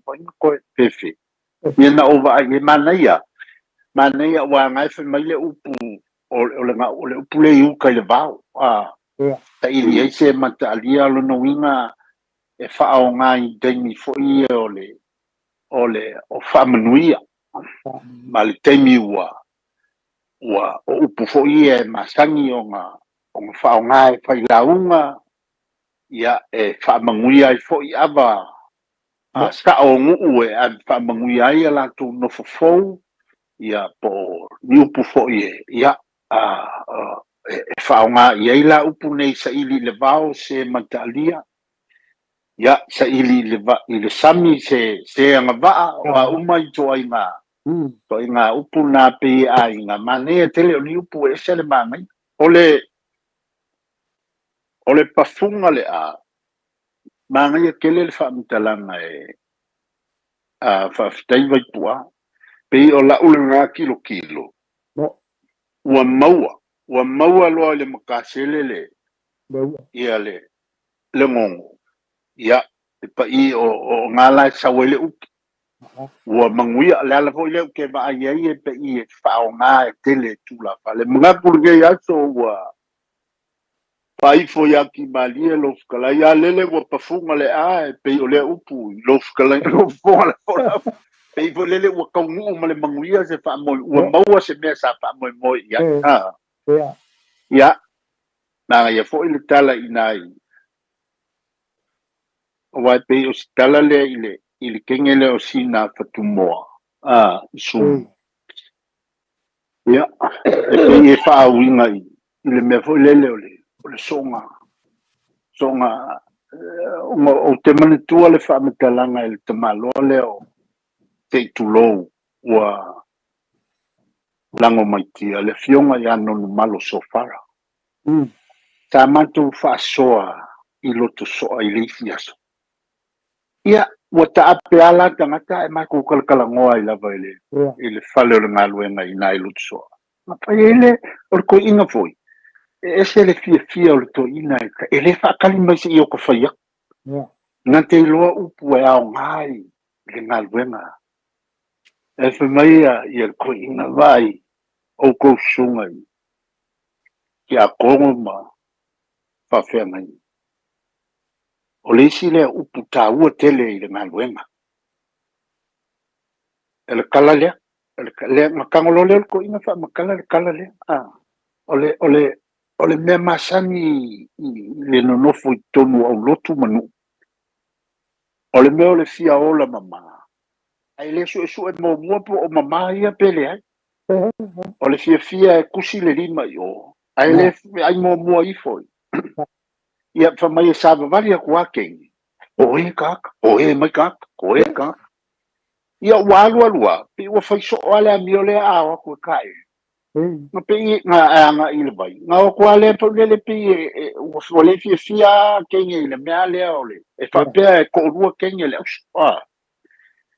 a ku lo le sia so o manino fai le mu ale la o ku le bai o ku lai mangingo man kilo ku lo kengi la o ku la fa le ko le me la kilo io ole mo kwa ole mai i se vai le ulu i su le si ai ulu i mo le si mai kala ko ina ia ole me na tu te loai o ko ke va ben ko fa masimo yo o ko la fole le pua o kangakala kilo pele o fu mai kengi o ko kilo i fonga e maka fa mai lo le si tole le la le kio a ko e mai kangakali le ka wale o ki li me le ka ki le lo o ka wale au le ngalo ingo le ninga ulo mai ka ma ko e mai pe aka sa vali le wa pa mai o le ngalo ku ngal ngai le ngai mo ai le ngo ngale o le vai tilofia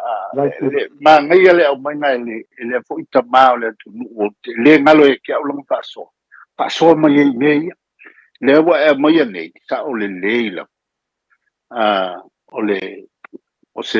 ole e pe mo mai le mel na ole fa masimo a ole va venga kusi ai fisili mo i fo o ia we ko ngo sa ili mo i ke ua mauru malo so ngala lafo ia e kai nganga o ele o ki le pa kai vai tua yo a pe ko ia ala nga o po ngalo a ke o pasida aula de bakalo ai ba mo boy lo ai mo yo mai o ke ia ke nge kilo kunga le mangingo le bai yo la tole ele ki o a ko mai o ke ale ila e ser cafe kai kanga ele ki wa au le mai ngaka se vai o ka wale ku pul fa le ko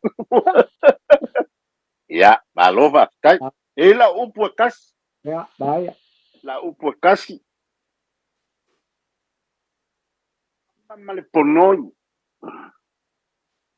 ole upu lea ole upu na mau ele tusia atangata sia mania o bread na o mau ile upu lea ole mama male ponoi e fa mai le fa mikalanga e tangata ia ole mea mafua mai le mea fo lele ole winga ole fafine tina lava na ba ai atu ole ele imalule telengese le ai le chetulo telengese le ai le tamatiti ala sanga fu elama sanga ole mana vo lele ia ya abe umba ilan tama mea ai le lola ole mafai ele malosi o kamatiti o ngafa malu le taimi kasi me ia e la watu di tono le mutu sei tulo na la fa mai ele upu ole mama ma le pongo ia li le me ole winga ole upu pe e fa se upu fa aulaula e fa winga i le tangata fo le mana o tele ala na ke lo ele o lava lo na taimi ele o lava ni me ala ka ma o nga le bakua na bakulo le fa la ia pe ko le anga nga pe fa yo mkamba ala ele o le se me tu le ya ma fa solo le pe e winga fo ile winga na ole mana tu fa pito ia ona fa winga ila ia le fa pe na le ngana muangana na ole mama ma le ponoi o longo winga wanga ole fuea wanga ole alu ai kokong ai un ke wo koe luai mai o le mfai ona fa madu ia e pe ole wala va si upunga e kasi e ba kuila piko ia onga la foile le kaku fa so malo fa stai alo fia fa so aku le vai tiro fia le ia ele maua stasio tamale no e fa pe ai o kengenge no kwai au le anga foringa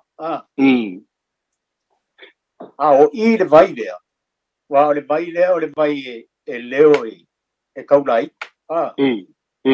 o i la le vai le o kaulai ku le nga suia lo foringa o kenge oi ai nga kwa kenge ko e kenge le e kanga ko ngu e le ngi le foringa e au le anga ke ai nga olo kilo le vai fa mai pe mo se ka o ka kilo le vai le pe maka sa ole le kala le ai o ku ye o inganga ngo foro ka lai ku kongol vai le ma fa ali wa ngai le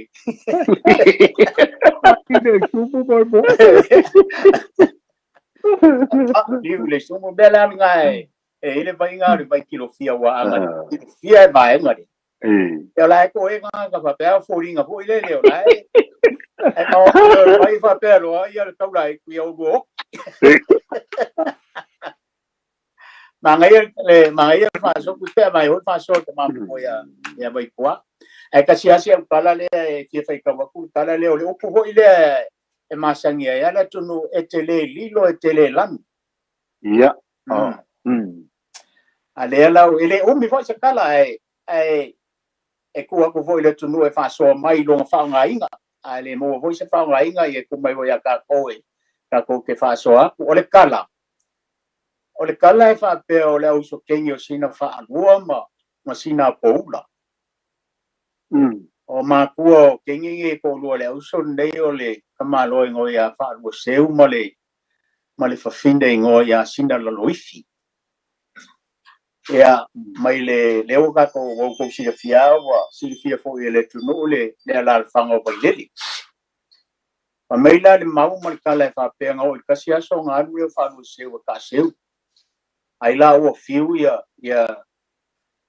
tina le ainga maranga fa nga we ole ko fo yang ir koi ya ma fo angar nga oi lo ia fa nga le maranga ko sa ili le ma fo anga ia o fiu sa ili le mo mai le kala mai nga sopo ile ngo si umu ngangele nga kai o mul fanua o silinga o le maua toina ai fitau i male bande o le va nga ka mai fiki no mai sa moi sa ili stau la sena te foina le ngase ngase o tu fiti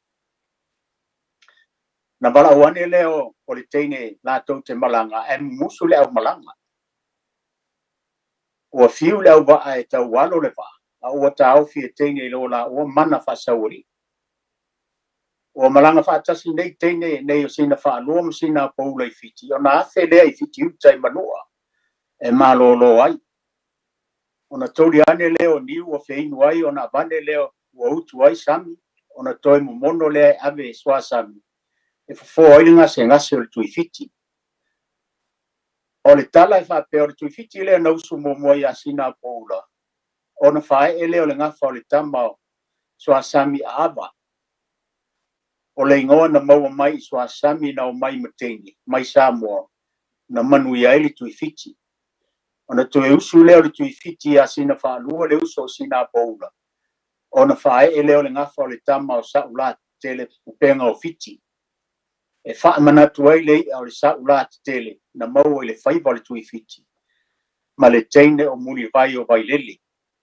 o le ingoa le teine na mau mai na o fisili tu fiti a sina paula e ei se isi mea mana na ia mau i vai leli Samoa ai tari sina paula e le ai ni mea mana na ia e mau i lo no wa na o sio muli vai o vai leli a fai te fa malu wai e te le lilo e te le lan ia o le fa mkalanga le o kala le Samoa i lo fa fonga mai ia e tu watu fa so mai le tatu o tu no i lo fa ngai na fengo fia no fa nga ia le mo hoi stemi ia to la fo mai le to ina matua e fa ia tu lo fa ngai ia le tala na Samoa i lo fa fonga mai ia manisi fo i o po tala i te mam tua ia vai pua ia fa pe fonto fan tua ia tu pe ai manuia la fa so Samoa le fiaf Alo. Ole tele leo ngase o tupu ia o na po.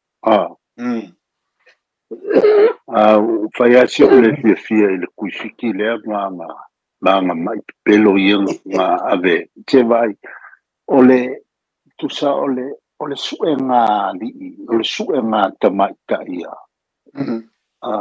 Angai ka nga kai kukuri ai, ngai ka nga kai o lako wa kubuwe o sue. E se vai e ngofo i piki, ai kau sue. I Samoa se fo. Ai o mai le fo. Ele ai nga o kau wa o kenge. Ele se fo. Ele se fo ole kau wa o kenge ia ngofo lua lo. A bele mo le kuifiki wa ya man tua fo i le matematenga fo i le a mali toa ma ma ya e sau mga kua mai se kula o la urupe. Ia lua kusko inga ma le ukala au e gangai. Ia o le mga kulko inga le o nge la au o li le mokuni. Ia ele loa e sko inga o mani koa. E se le mea lai winga i ele mga o. Mea upu a ko inga mana ia inga aso o upu mana ia ma mea na maua ia ai. O kau fefe fo i e kau kala inge mea i pa pefo i misi o wava ko inke mongi kongo le kumu ma mea fai. O ni filosofia le lei mana ia malie na maua i upu le tunu. Mana ia po. Ma loka. Wa make uma e pulele i te ia kua koi. La e whairo malesi kupua pulele i ke pe make koi. Ia ke uia. E le kilo fa filosofia. Tau mani e kole malo i mere. Ma tau nguro i sa vai e whapea, e lau whapea ngiru kua le marelenga mari ko. Ia oi o kisa ue mai sa ua. Kira pia sau se mari e ko ma se abate. Ia o ngai manga kua oi le fa filosofia e. Manatu po i ke ua kakala le kakulai. Ia le si mea fo i e. Mane fo i ona lewa wa ai atu ana nei wa. Au mai sui whaatutu ole.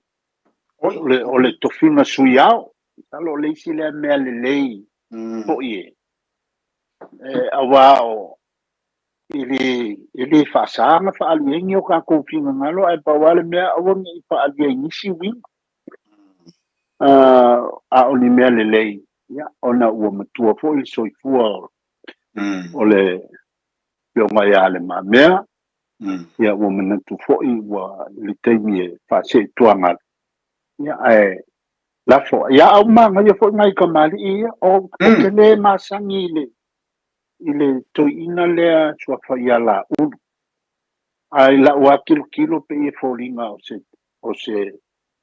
o le fio anga o ia mako I se vai ngā kaivai I o ina ia ile mangovo ngā ia la ulu whaia anga le ele kalavoile le papa o whakol kolonga kama a ulu na fo valeane masalo I ngā kele lola se o kele masangi ai koi ana pawal o lo ufiafianga ia ala o iwa feeling manatu le palemia feeling tamainga ia matamali I longa le antunu wa wai o le meale na silsila e palemia ia ma le kabineta o ai lava ua ia ile feeling fa ia ile lato ua mitua I o fiafia ila o ai antu ile su mai o le mali toa I lunga ma ua tawane se fina ngalo e avane ia e sai fo ele filitanga nga ia ile pale mene mal kabineta o I se le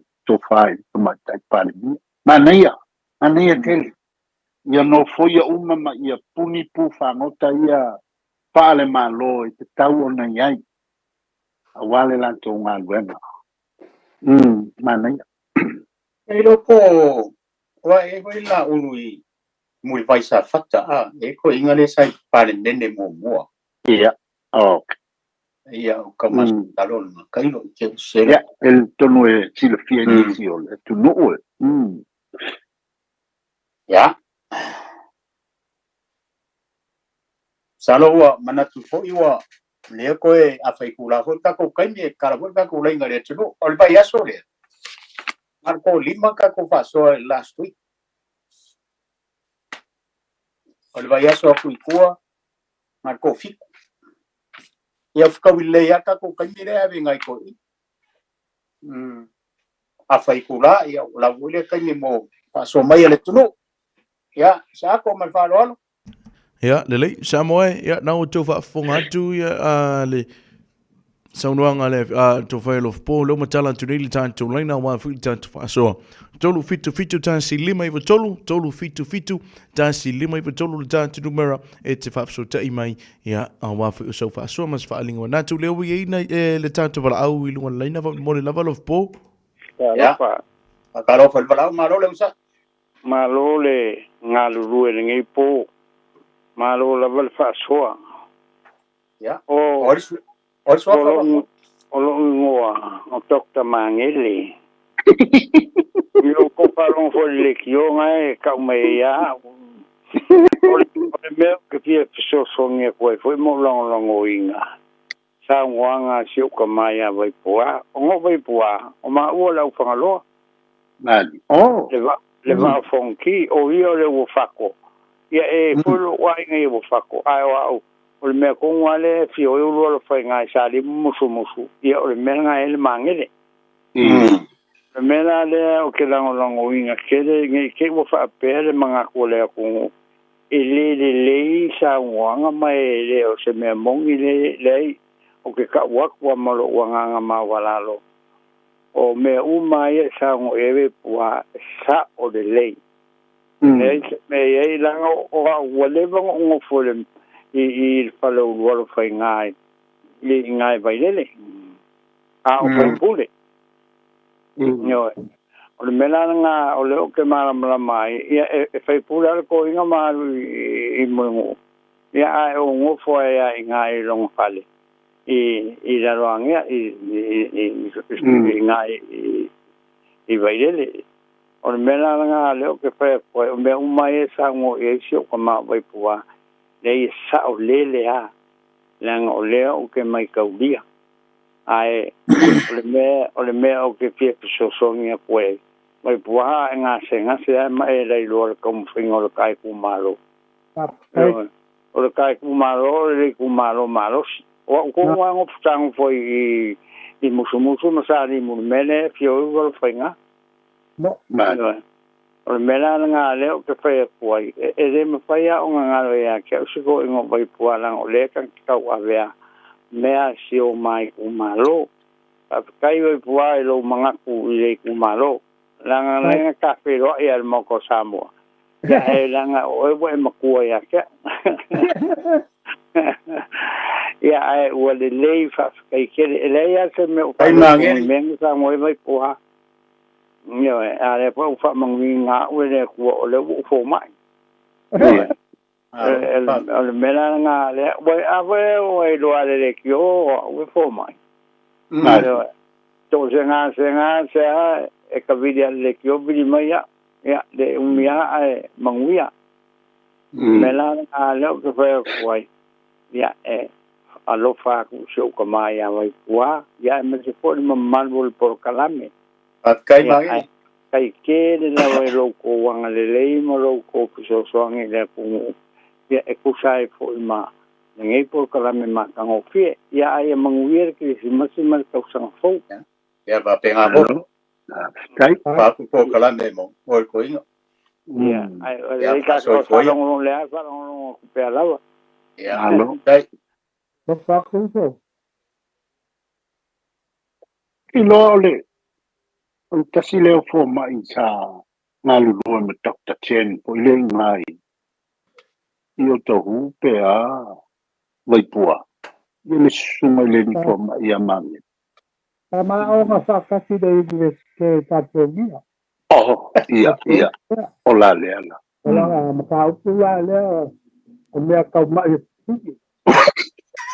ia au la lo fa lo ga ma sa idea ni ole le doctor of carbon so ma fa fa ya ke un so o doctor of figure pa no me la me le da u fa ko ya ke ya ma be ku so ba ya ki o a ulu ola ia tangata whangaloa o lo tala whautoi so se kua le lau lak ma lo la whawhawhikai e se si ka ko pala au sako mot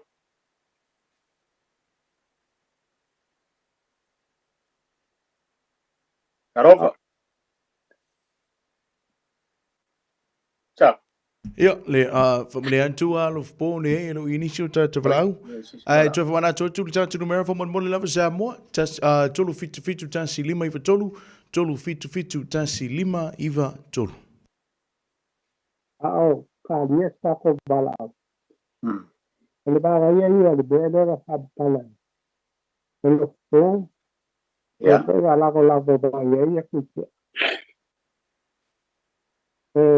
Ese de agora malele loko ko fai kupu buka mari ia mali fa winga inga ole ko fa mau mali vai upu ia fa nga la ngai ko kongu le me piko sidi na tau ya aka ko vai fo da le me ya kupu ya badi ko ikuala di ko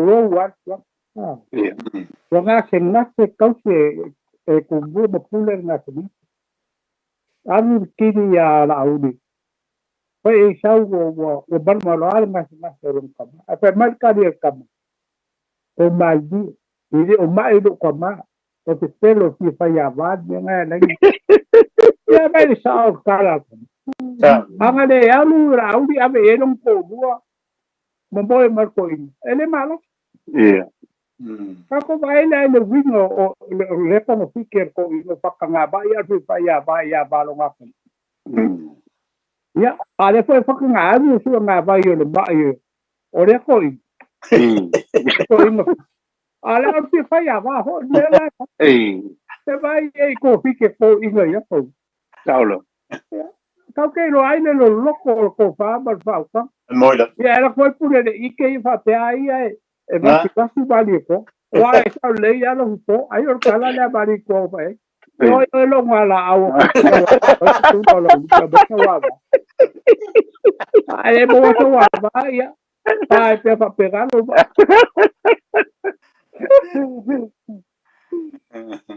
Ba dio aga ko. Ang sorry le ya. Pe yo bele ka ke ho de pe e bai de pa de ko. Ala ya fi ba ye ko ko tu ka. Ah. Pe fa pegalo vi ka ho de eso de agua. Vale lo loco ko fa ko.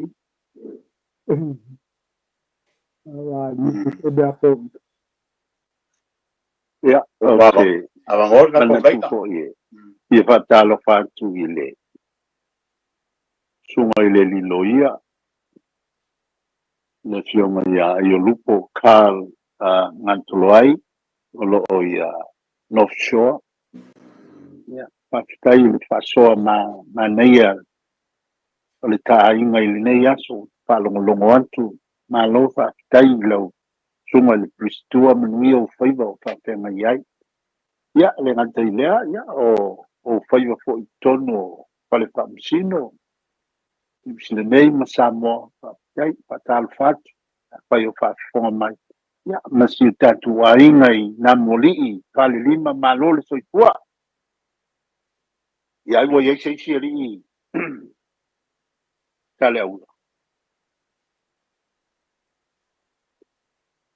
E yei lo manatu. Natu ele faia, so ua manatu. O le tolu le ua tu mai luma. E le pale mia e fili ai ia ni sui au. Ai se ai to e fili ai ai le fae e loa iai i le no tolu. Ia te auia o te aumatae to tu muli le isi tama ainga i le isi tama ainga. E o te aumatae i lea. Pe ana o fai atu o tele masani tele i le fionga ia la uge. Ai o te iloa la ua toi tua e lunga le swafa o tupua tamusese efi. Le fo i tua e ma le swafa o le sunga i le mali toa. O te aunga tālava ue fili se tasi. Ai nofo le tasi. O te iloa le tula fono a tonu wa yeise tula fono fili e ina se tasi. Ai lo al kaltununga na naia pe a se tolu loa le nufo leo. O le sui o fono o sui tofia wa te ta yele temino wa ina lua to tele na lua e pena kof a ia sui o le fono o sui tofia o se faia ea fo ilele ilo lato awa o lato faiva e se fo ile faiva o ia fo itamai io le tu se tala noa lato ma te talo lato mo le manui o le tu o se mea fo i lato te ia e pa ia la e pa ia mamamali mele o te iloa ma mau pe a talo sia ia e ane se tofai pale mia ma se lama o le fionga i le pale mia ma le campeneta o le nofo tolu ale o tauna tula mai o te kate musu le me foi lele o pase tua ngalu misi o no fini lea ai o tama ainga la ya e pei a me se le pei o lo le la ngona ai mana ia pe a se uma la tolu le mamalu lea o no malu lea langa ua mai uma lunga me se to se e mai le sa le mali to lunga to se e mai sa tu pu lunga ya le fo se e mai ia la ulu o te taliton wa te wa manga ia le ko lu le fa e lo e mamalu ai manga ia tili nga wenga le au le malo ma la to mal suyo le fono su to fia e fa mamalu mea ia sa moa fa le malo ma fa le tulu ma fa le kalis ya manuia le fai ngati linga al palmia mal kabineta la to que le va o tu ai o kofi o te leo lopo sa'o la whaalongo. E whapea o suafa i e tolu lewa o le a whiri i ai ia se sui e suia ia le mamea lo pati. O le fionga i antupua te mesese efi. O le sunga i le malietoa. Modi. Ma le fionga i an la ulu. Ia o le tolu na leo te a whaia sao te a whaia le o la tauia o filifidia. O la tauia o le a whiri i ai se tasi. Ia pea no whaia tu tate fia ba ai altu. I le mamalu ma le lelei. Pae e loa i la tauia i le tofi o le sui o le fono o sui tofia. La tauia to tofi o le mamalu fo i le ma le manei ai lau ba ai. Ia, nuia le. Por kalame. Aro. Skapo palau. Ia, lau i ele tanto palau a lofpo. Ia. Ia, lele. Talo fol palau. Karofa. Tôi får många på kalaba. Ja, oi swafa. Oi? O tu. Tu, ja. Mai ero finangalo. Kasi si upo le ki fa so foi. Ja. Le upo le lilo le lang. Ja, le atai. Ke los ka wi so skai ni ma so ngo fa nga ka wi le upo. Ja. Ja, en sai benga de se. Ja, ai nga foi wa. Ja te kulang se la ku sa unga kai pe sa spanga uma kulang wa penga. Ja. Kai pe ni upo fa fiki nga le kinga le sa unga le ainga. Ja pe nga upo nga pe sa lang ye le asu. Ya la ni pa le ya ko kala ma le ainga la ko ya. Pe nga upo nga le pe ye fa fiki bo nga le. Ya ma kwa la ba ka te nga la ainga. Ya bole dilo bole lang. Ya la mo kwa ma lie. Ta ba la udia foi de. Fo fanga foi singa ainga nga aso. Ya ke lo se me ai fanga ai a kawiar ke ni mo fanga ska be ke lo mai ke sia nga upni sia Marova tai. Ai tai tu sa mo pokala.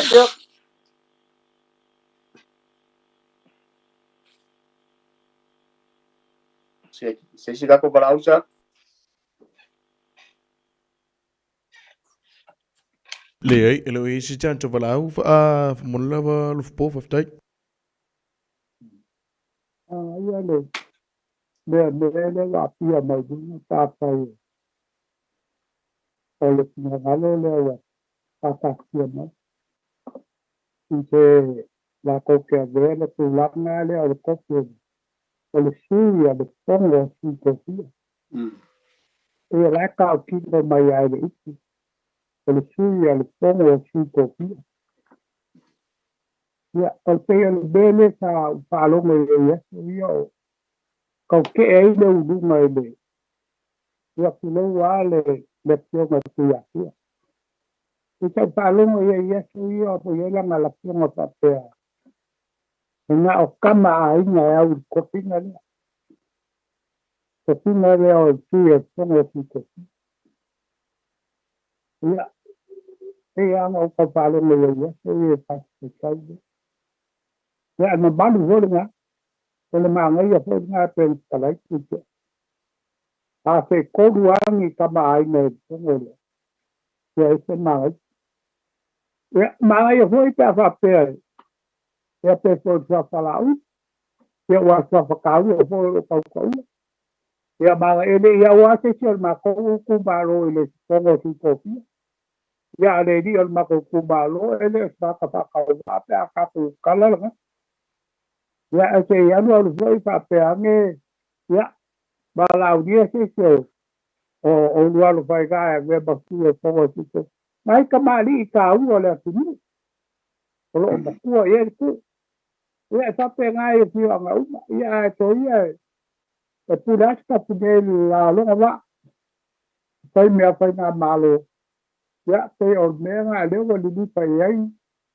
ya fa na malo o fili a tati e la foi. Por meu conhece filho. O avesse nga me sai. Ya o ko ku la ku fili nga. O ko fili e pe o kai kai to me te ba nga. Ar me ta o ka nga ya. Alo.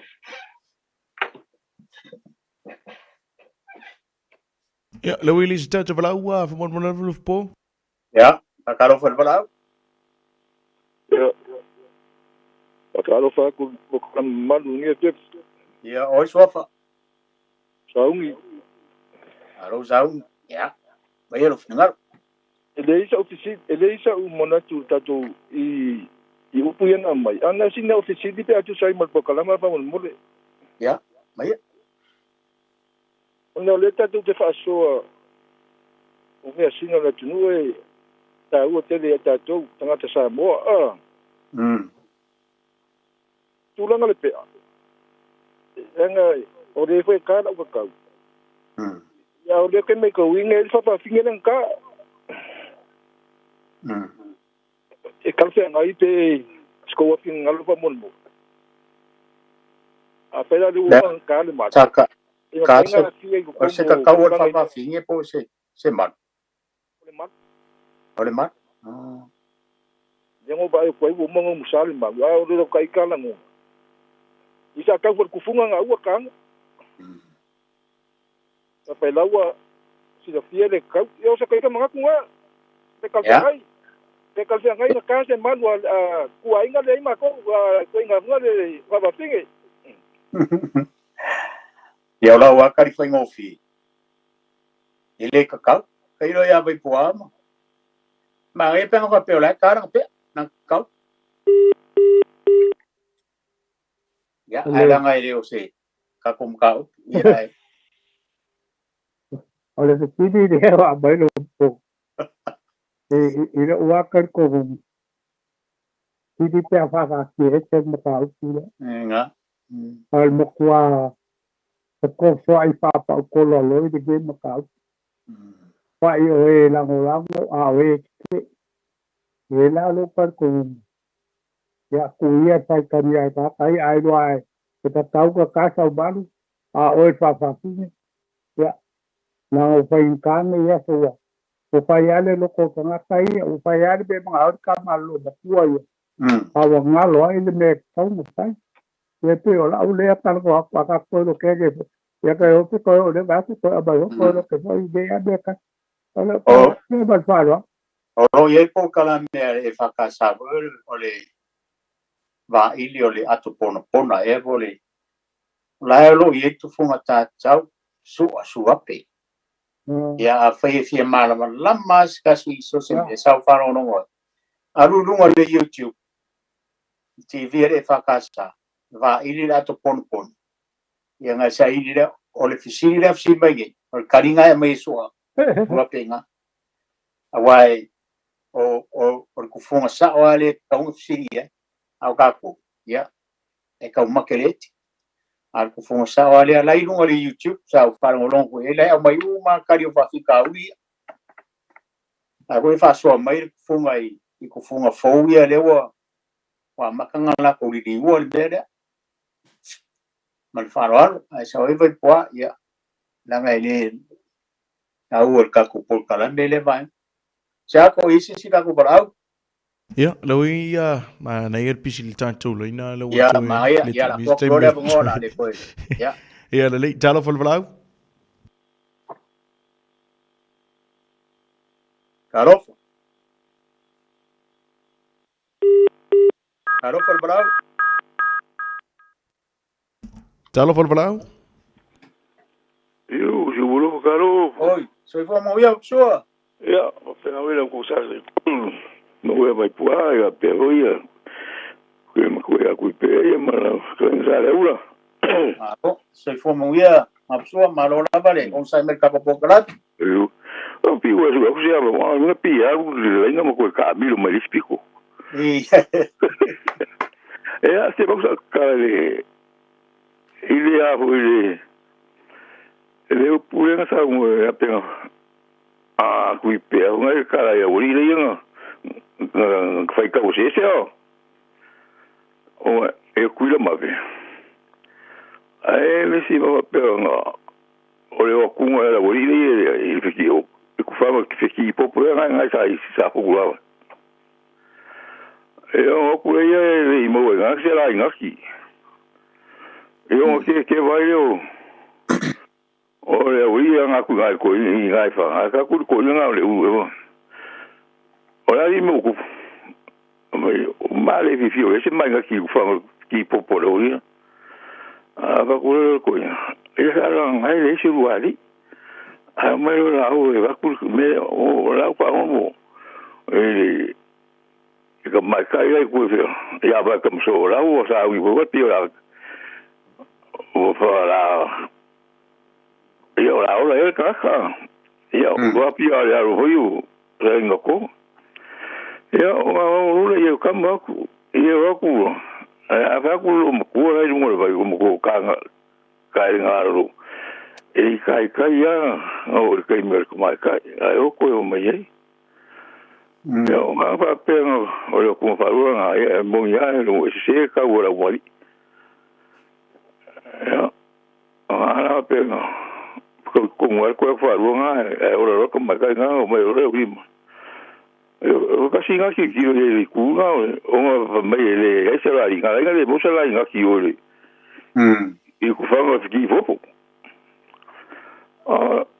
Ma ko la ka fa ko nga le wa le mo fa le le fa fo ko pu di a fi nga e pi.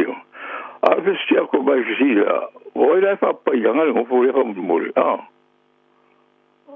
Wa yo wa me pa sa ya i si me ka u. Ka u ma mo le tu o ai fa pa ya ni le mo fo. Ka mai wa o i ka pi o le. Fa fo ku mai ko po ka mai o. Ma mangi wa fo ya ko. Ka la ko ki va pa ya nga ko mo. E po la ko ka fai i ka pi o ka lo ni o ka ngalo ia. A pe singa si ya ko ai ya ka ku pa pa si ku ku ai. Na se si ya ku. Ya ka va e. Wa e kom fa pa e ma ni wa ga mo fo na.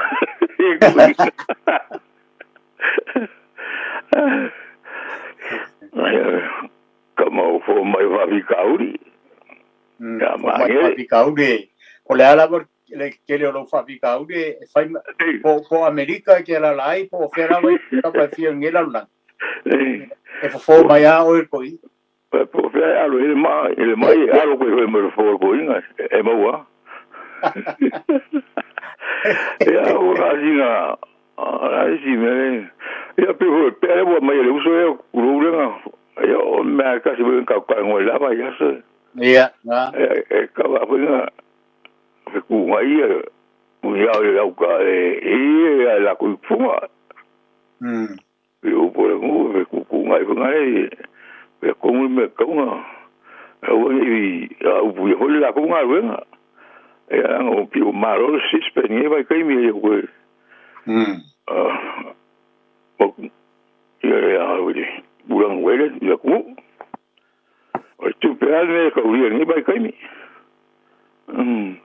o si ba uri ko ngalo va se uma le nga sa mo ya pe ka be yo mo ko ya tele lilo tele la yo ngamo a pe ya mo ga ko ri si mo fa pe ya o mo fa ba ko mai kai nga vai vai já eu vou vai que cui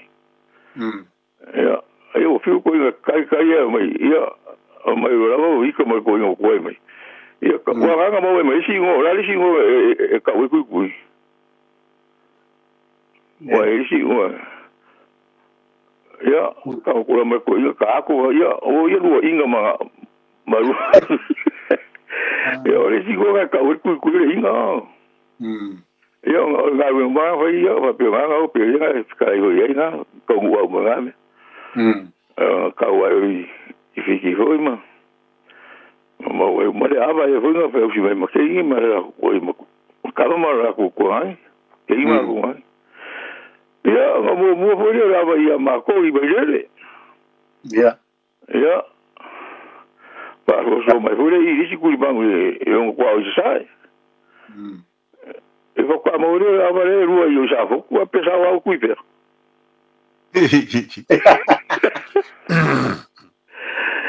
ya o maru ko fa ka ya ko fa ko la va ka ko va ko mo a Sofia mas fa ngai ma ro la fa fo la le ko mai ko ru ala tulu ya ko fa fa la ya fa un pere ka ko programa ya fa tai la va mapsua ya mangia la ko kismas i marka san fo pere ya fa o ka ko la me fa eso ya ya ma vi po va o kai fa so ya fa so foi ya si ka ko para usar ko amor le ai alo po ya koe si fu ka ko mingu kere koe ki pe ama mai kwa ioi ole mele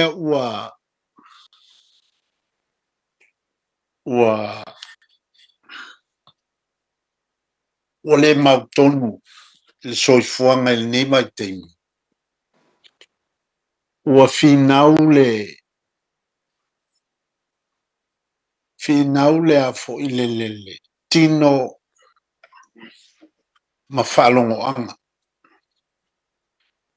au tilo ile mata upule ile tau tusale al tau ma wa tau la talatane ile mele ile tantunga i mei wa ile ia sonei ile langona pa i ai ali e a fo ilele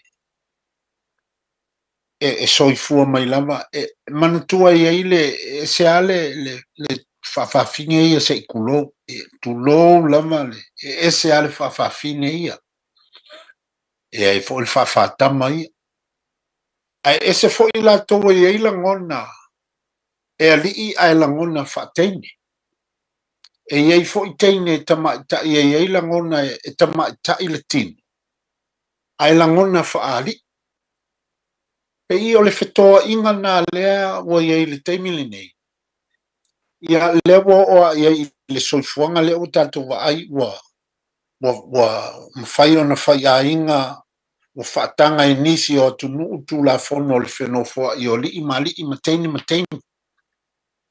ia ai o le me foi na te langona le o fetoa i mai ai wa afia mai ai ia le tūlanga i le malu ma le tau ona ole wai ona langona whaatene e uia ole tamalo na tino a walangona whaatene e iei alon tentununga e ufitia ustai ona langona whaatene ona olona o langa antoa iei langona na ole ano foi lava a whaila iei se mea foile le whaasa moa e mawhai ona a whaila ole malu o se mea patino i tamaitai ia antonu o sona mafuanga ona langona whaaloalo tele i langona i e fo i le tantununga i lau whaalongolongo i ua iai langona ia ai whaataua e lātou lo lātou whaasino manga o lātou oli whaataua fo tāua tele fo i e lo tantununga e sa oi lau tele mana atoi la langa le fisili i le pea ma le mani ia langa a whai tātou tala noina te loa ala na fisili mai nisi i taimi nei ona o laile i maua le tātou tala noina aua mana i fo ina wa e vea iai lo fipo ia se ta iala e mwhai ona sa iliane le polkalame na o lo o iai le tau talanga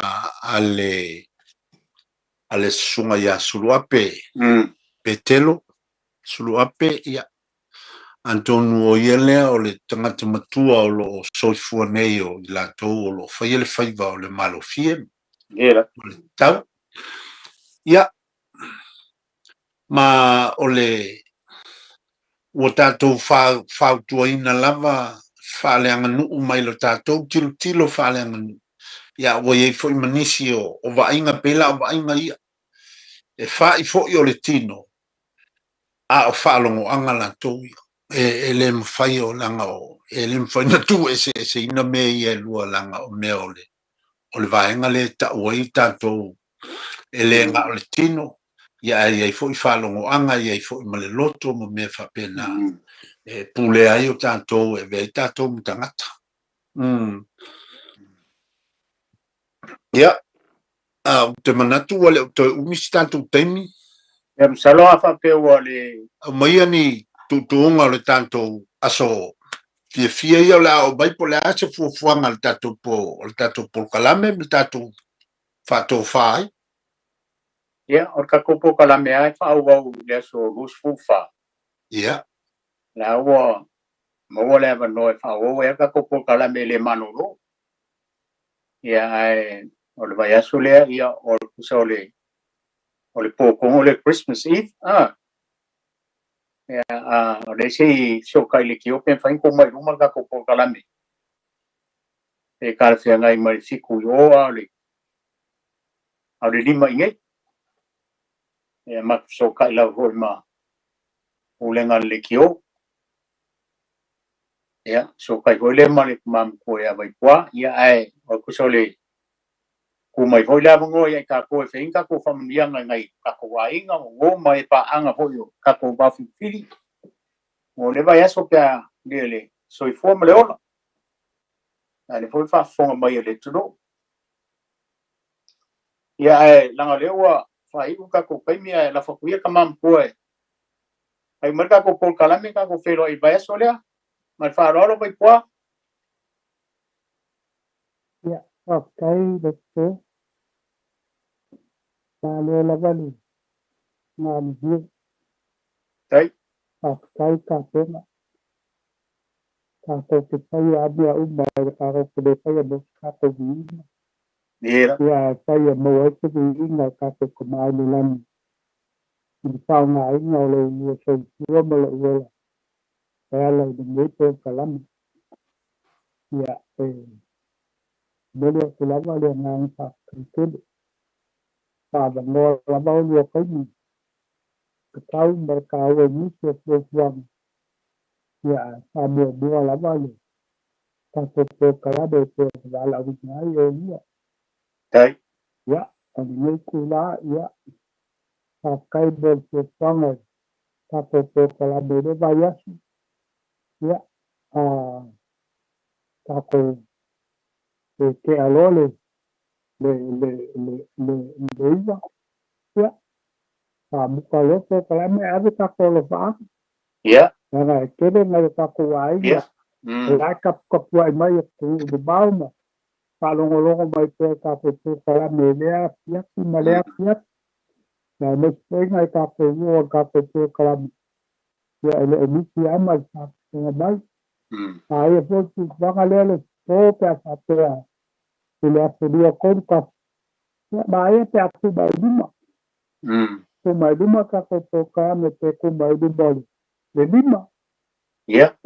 Ma e kere ngā e lima ongo. Ia afa le ongo. Ia ma e kau ni lei lama. Ia a whapea foi e lea mongo. Ia te ma e ko mai le ko le asonga tua. Ko lama me ai e pāwawa ka ko kalame. Ma ka me fie te ngā e fiaki. Ia e le Tangarongo aku le te whanga po kalame. Kai. Ia kai. Kari kongo fo ka aupi. Ia kako. Te noa I le skofu de. Pa moe kako le kio. Ia te makau. Pala au mai e toi le ofisa. Ia le kako ke pai. Ia pia whakasi ngai pale einga I o tau. Ia. Kako ke rengonga toi ngā whakairi. Tulenga le kio. Ia wafanga vasu whanga mo kako ngā wenga pai. Le koi au kau kua le kio yonga vai. Ia kako whakai ai le sunga le. Tule le whakonga vei au maronga pale tua. Ia whapesole. Ia sunga le ni tule. Ia wasa ka mga pai pai longa me ese bea au kei vidi mai o. Ana pai lo mai kako wha mo le skofi de. Uri lua I le uri. Alo. Nge fiaki sa moa. Ia kako po kalame ngā. Upu masami lava le atini. Ile ai a se whaiwa e ngoa mo se mau. Ye. Karikongo al kao si ele me le dei si le anga le. Ele me so isa o le si se le. Ai ele karikongo. Karikongo aliona sai pakas. Au mai avaku. Kepeli lupa yelo ko finali masema ka. Ya, sai de ngamo ka sai. Ai me kaua. Ya yai se nga. Karikongo aliona pe ang kako sa ngayai. Ye. So ka ya bagi lama apa soal au ko kame la ko paswa kala mai la ko finalo ya apa foi pa au ko pam ya ma mai ai pa ko paswa ma le ko mon ya ya a ko le paswa ba ia pe le ma ya ka ko ka me te ki de ko ke de ya au ko paswa ba ya ba ko ke ai na ko la ba ka ko klam Dere pamali dia kuai orang sare pun, dek lapor ule anya, peso peso sila ni mengenai ya kako kuai dia nya to aso ko ni pasang ya mesti ngai kako ko kelam sai, bele lapor bulu dia, lapor mak sap kecil, tai kaini ya apa ko sang ya lepas ni lepas malu-malu lo ko ma se ma ko yola ko ya ida ko ida bi ina ya mangria kele sa boa ya ya lo que da tu te ama lo ko ai lo fa ya soy foi ya fa soy foi soy foi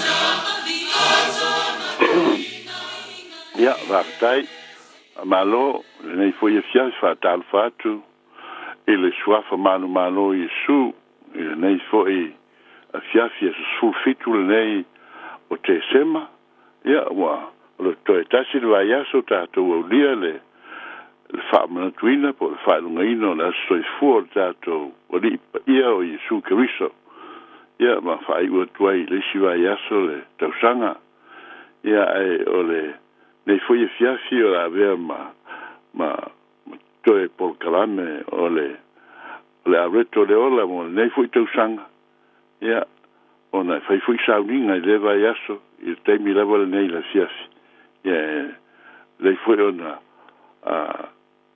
sauri tatou mo as Christmas ya mo le tau sanga fou ya faftai tele lava il ava noa il nei foi tau sanga a matal tato po kalame se stalo lo matou tamai lo matou tua siri ese alo lofa ma lo taita inga lo matou ola nei a matou malsunatu i nei tau sanga a toa wafu le lea le nei tau sanga lo tu mau lunga lava lo lofa i lau whanau ya la ese matou Europa se penina te via ai lo mato ngo fie ua na ole o lo fina ngalo ina ia mato tu ina tu le faftai ma le loto ato toa ma le teitono o oe o le li alofa o le na fia mea uma lava ia te mai tu ma watu i lo suafa le viinga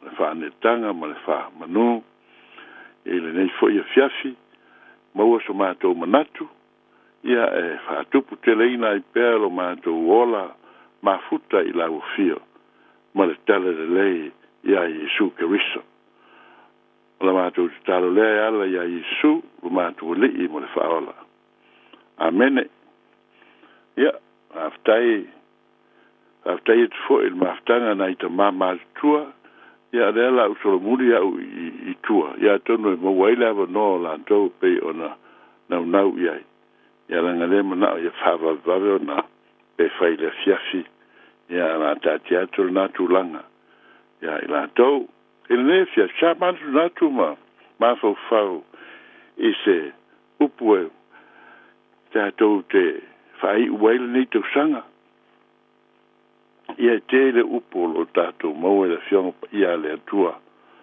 A ua pe ua maua i la upa aile le soifua mai o Yesu ino whanau mai i lo whamataraina le tusi a luka. O lea o te sia whaitawina ina i whai upu na e lua e fatu i aini manatu manila ngona. E tātou te whai uai por kalame o le neitau sanga. I le tusi a luka lo na tā upu e lua. O lo whamataraina ai i le nam tā upu mai le amatanga ia le polo inga keisara au kuso ina ia tusia i ngoa o tangata uma i lorato malo i ona po ia ma ua tā ua ai ma Maria ma Josefa ma atua o le li o Yesu ua rato o atu ia peo o Josefa ua aluatu o ia sa i Nasareta ma ua hatasi atu ia Maria i Petele Ema ia ma ua o isa tu sia i la tau i le aile e pei o na finangano ia ia Kuresa Kaisara Augusto o fai upu lau te sia whaita wina mo lau whafonga sa moe le ni fiafi ro mo mai le mta upu na lua al fai upu e ono mo le fitu whaper whaita wina la whaita wina e whafonga sa iai la ua o no o lea i ono po e whanau ai o ia o Yesu le tautala iai ma le whai upu e fitu ua whanau e ia lana tamauru matua ua ia au ia teia i le ie ma whata oto ia teia i le whale manu o wala tau te re ofi le whale e tali ai malo i le nei tau sanga sa tātou whalongorongo sa tātou whalongorongo i le i tala ma launga ma awa onga al to tele e whatatau e le ola tau niuni ma le ola tāpena pena o le au kerisiano a wā ua vālo ia wala talata le a fio mai o Yesu Keriso. Ai le whapena la le nei fiasi ma le nei fai upu. Te si whatepa lau whirangano mo o tātou langona i le fio mua mai o Yesu na fio mai le whaleman. Whai mai la whai upo e ono sa iai i la ua o no o lea i ono po e whanau ai o ia. Ea ua atu o mo le tusinga ingoa a le tei fo i lea o tā ua le tuspa ia na soifua ma whanau mai ai le tātu o li o Yesu Keriso. E te le tala ma o tātou masani le whamtaleina o le soifua mai Yesu whai mai soifua mai le whale manu a luatu le whale tani mano e le eisi awa noa o na whaasino le e le whale manu e o iai o na ua le eisi mea e ofi ai tonu le whale tani mano ia o na o lava le iai o Josefa Maria o le whale manu o tātou i loa le whale mo ai ia manu sei tu lo nei fiasi fa per tala nisi no fuanga sa no fuaya ia manu povio ma moe otio ai lava manu sa tu si le tangata malesa pe o lalo mo fa of mo papa ai tu tonu la ai la mo me ia o fau pe tingi pusa e tu ia va ma mea tā maf ma mea ai a manu sei tu lau o te tonu o nei mea ele eise mea mawhana whanai o na o vau whai mai sa iai fwoi mo mea mo cloth ia a poli tipinga i e po ani mea whai mai e masania i a tangata ele sa sai te tonu e whaunga ina e whai lele sa mafana fana. Hei o mai ai no po nei o la whao ngai nai nis. o ngā ia nei mea ia lulu atu ma wha mawhana whanai le moenga e reo le wharo manu ao le mea la soifua mai se pepe nei ona po ai sa iai le teimi lea le soifua mai o Yesu Keriso ua wha mawhana whanai nei lo le moenga e o ngā lea e o ngā ia mea mo le tino le titio se pepe whanau mai wha mawhana whanai lo na tino ele ngate lea ole pusa lea ia ele se mea fia manatu eistangata ai ia povi ia se tulou lava to duai ai la to mea ai yo nisi elea ele se me pong safo pong sa te le lopene e se moringao wa le ta ua mai ni moringao pa ua le me le to monatu na ma ele se tu le fai mai sulu mai sa ilunga o le fale o manu sa so i fuam fa na mai ai le a tonu le se tu le sa fa manu na mai nai ai o le fale o manu po le me no foi me ola se tu lo le nei fiafi e pong sa ele lea o te talitonu foi ele aiso na manongi le lei e mo tua le fie i ai tato po ai lava se tangata lo soifua i nei ona po manatu ina ia whaonga se me whapea whanau mai ai lana whanau ia ta ilo po ai ma whai na whai ala nātulanga po le ale māti tipa o tangata Samoa ele o lava le whanau ina o lato a inga ma whanau i se tūlanga whapea e mai la tuspa ia o le whale lea o le whale o manu le ta ua o le stable ia le ta ua nisi ia le ngate lea o ta ua fo e o mea ia whamafan whanai tino pepe le internal organs o a mise nai tino fou, tino mua o se mea whamafan whanai na i o lātou tino. Ua uwha amtalaina nei mea uma i lau whawafonga Samoa el nea fiasi. Ona mea ia lo whamtalaina le tuspa ia. Mai o isi mea leo tā ua o tari tonu so se nofuanga o ta ua o le nofuanga o manu. E leo se mea e mama o se mea manongi le lei o se mea e tātou te fia no nofo ai. Ai o i le fai mai so i fua mai ai Yesu Keriso.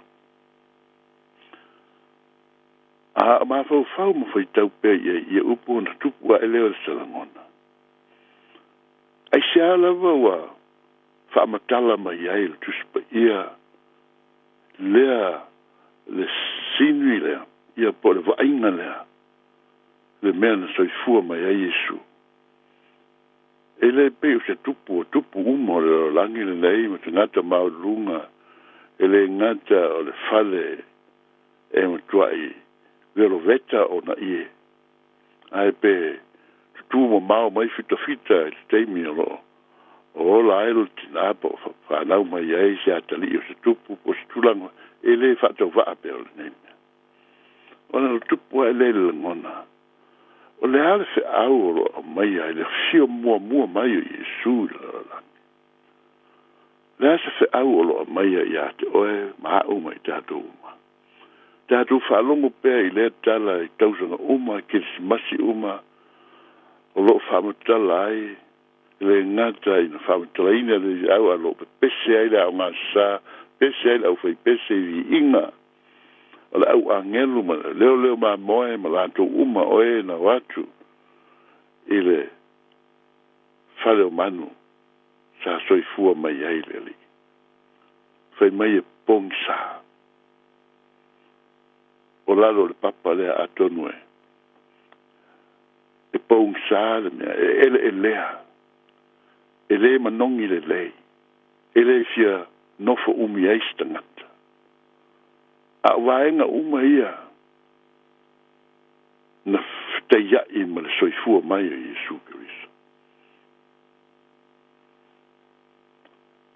ele nei vai tau o tātou ova le rua afe tau sanga taru wai le nā mea na tupu a po tātou tilo pēa i le soifua mai Iesu o ia o loo ta oto i le mea ele lea o ia na whanau mai i le mea na puai i e le povi kei tu lou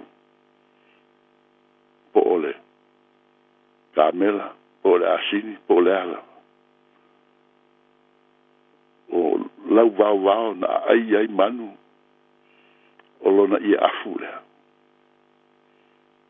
ele lea e manongi leanga o ina wala mai ai le tupu le tiona le fia nisi o tangata e le talitonu o Iesu o le alo o le atua aisa ona e le soifua mai le alo o le atua i le whale o manu e le tau ona whaataua ina i tangata soifua ona lātou talitonu o le alo o le atua siri ese na whaia le langi ma le lalo langi ai whanau mai le whale o manu e le talitonu ai o nesi tangata ai ole vaenga tonu ala nā ua tātou whalongolongo i nei whai upu e lua ina e tātou mānatu natu i le whirangalo pa ia o le atua tau te a tātou mānatu natu le soifua Iesu e iai mea i tutupu tātou te le manatu e tutupu ai tutupu a o ia mea uma te itasi e iai lona whamatalanga e iai lona mafuaanga e iai le whirangalo o le atua na ala ai o na tupu le mea ma le mea e whai maua onga i le soifua o ntangata ma le lalo langi anga sala i le nei kirisimasi ma le tātou whātaritari o whamanatu ina o le soifua mai ia pamanatu nisi o le aso tonu lea ese le aso ia a tonu e lea whaina le tula ai o le aso na soifua ai ke riso o le aso na soifua mai ai le alo o le atua i le lalani e le i soifua mai se whale tioata e le i ai ni leo na lato leo ina ia povi ma moe ia a soifua mai le i le whale o mana le ai mese mea nao Sion to malava ma sion tina wa mea sa i la lima au ia o mea sa whaunga ai o le whirangalo o le atua wa o manatu i le nei fiafine i tātou whata waina ona o le whiau o le atua le ngata o le loto maulalo e pe on tautala i ai le tere o whailaunga ai ona o le lalo langi ang sala o soifua ma i ai le alo o le atua e le aisa ang sala e whainga tāra na amatanga o se ngā luenga te le lalo langi ang sala o soifua mai ke riso ina ia ia ola ai mo le whaamangalo ina o le lalo langi o te manatu o nisi o mea o lo whaailoa mai maua mafu ai ona a wala mai ke riso ele ia wala mai ona ua le lei ato tore o langi o le te wenu so i fua mai se fale tioata se fale sau tau de aulo sau e penina mea le lei ia whaitua la lua fita a wau so i fua mai le alo le tupu ai atonu le mea le whata weina le whirangalo le atua ai olona fai loa mai le langi ua tumu sai le langi le sala e le ma fai o na whaolaina se i vanga nā o whanau mai le alo pele o le atua ina ia o na whamangalo ina ma fuluina le lalolangi ang sala. A mata i le whanau mai i le whale o manu. A mata i le whale ele elea ma le pōngi sā ma le manongi lea. A mata i le turi e seina ma le whale tali malo ai alu i le whale o lo whanga ai me ola. Le aso ula ngona i le nei Christmas. Le aso tātou manatu tātou le au Kerisiano. Tātou o ma whai mai o tātou Kerisiano. Le leitele. Se me tāua. Se mea matua mātango. I le whakafonga ala tātou atu. Ai po tusai o tātou na ngona ofo i nātu. Ma le whila ngana o le atua. O le whasili le nā e tali ai le tangata. Whai e tangata lana tali i le. E o mai le toe fio mai o Yesu ilo na fio whaadua mai. A tonu e le toe fio mai se whale o manu. A le a fio mai i le vani monimo. A wā o ia la nofu tupu. E le i toe sau whamangalo se angasala. Ai fio mai ina i whaola ina le tangata angasala. Tātou atu. Whamanatu le aso soifua Keriso. E se la ngona o whaatumulia e le teritonu ma le pangāre nei la tua ina alofa tele ai tātou. Wana ia tu ua le langi ma le malu o le tua ai a fio mai le whare o manu. Maftanga nei e fiafi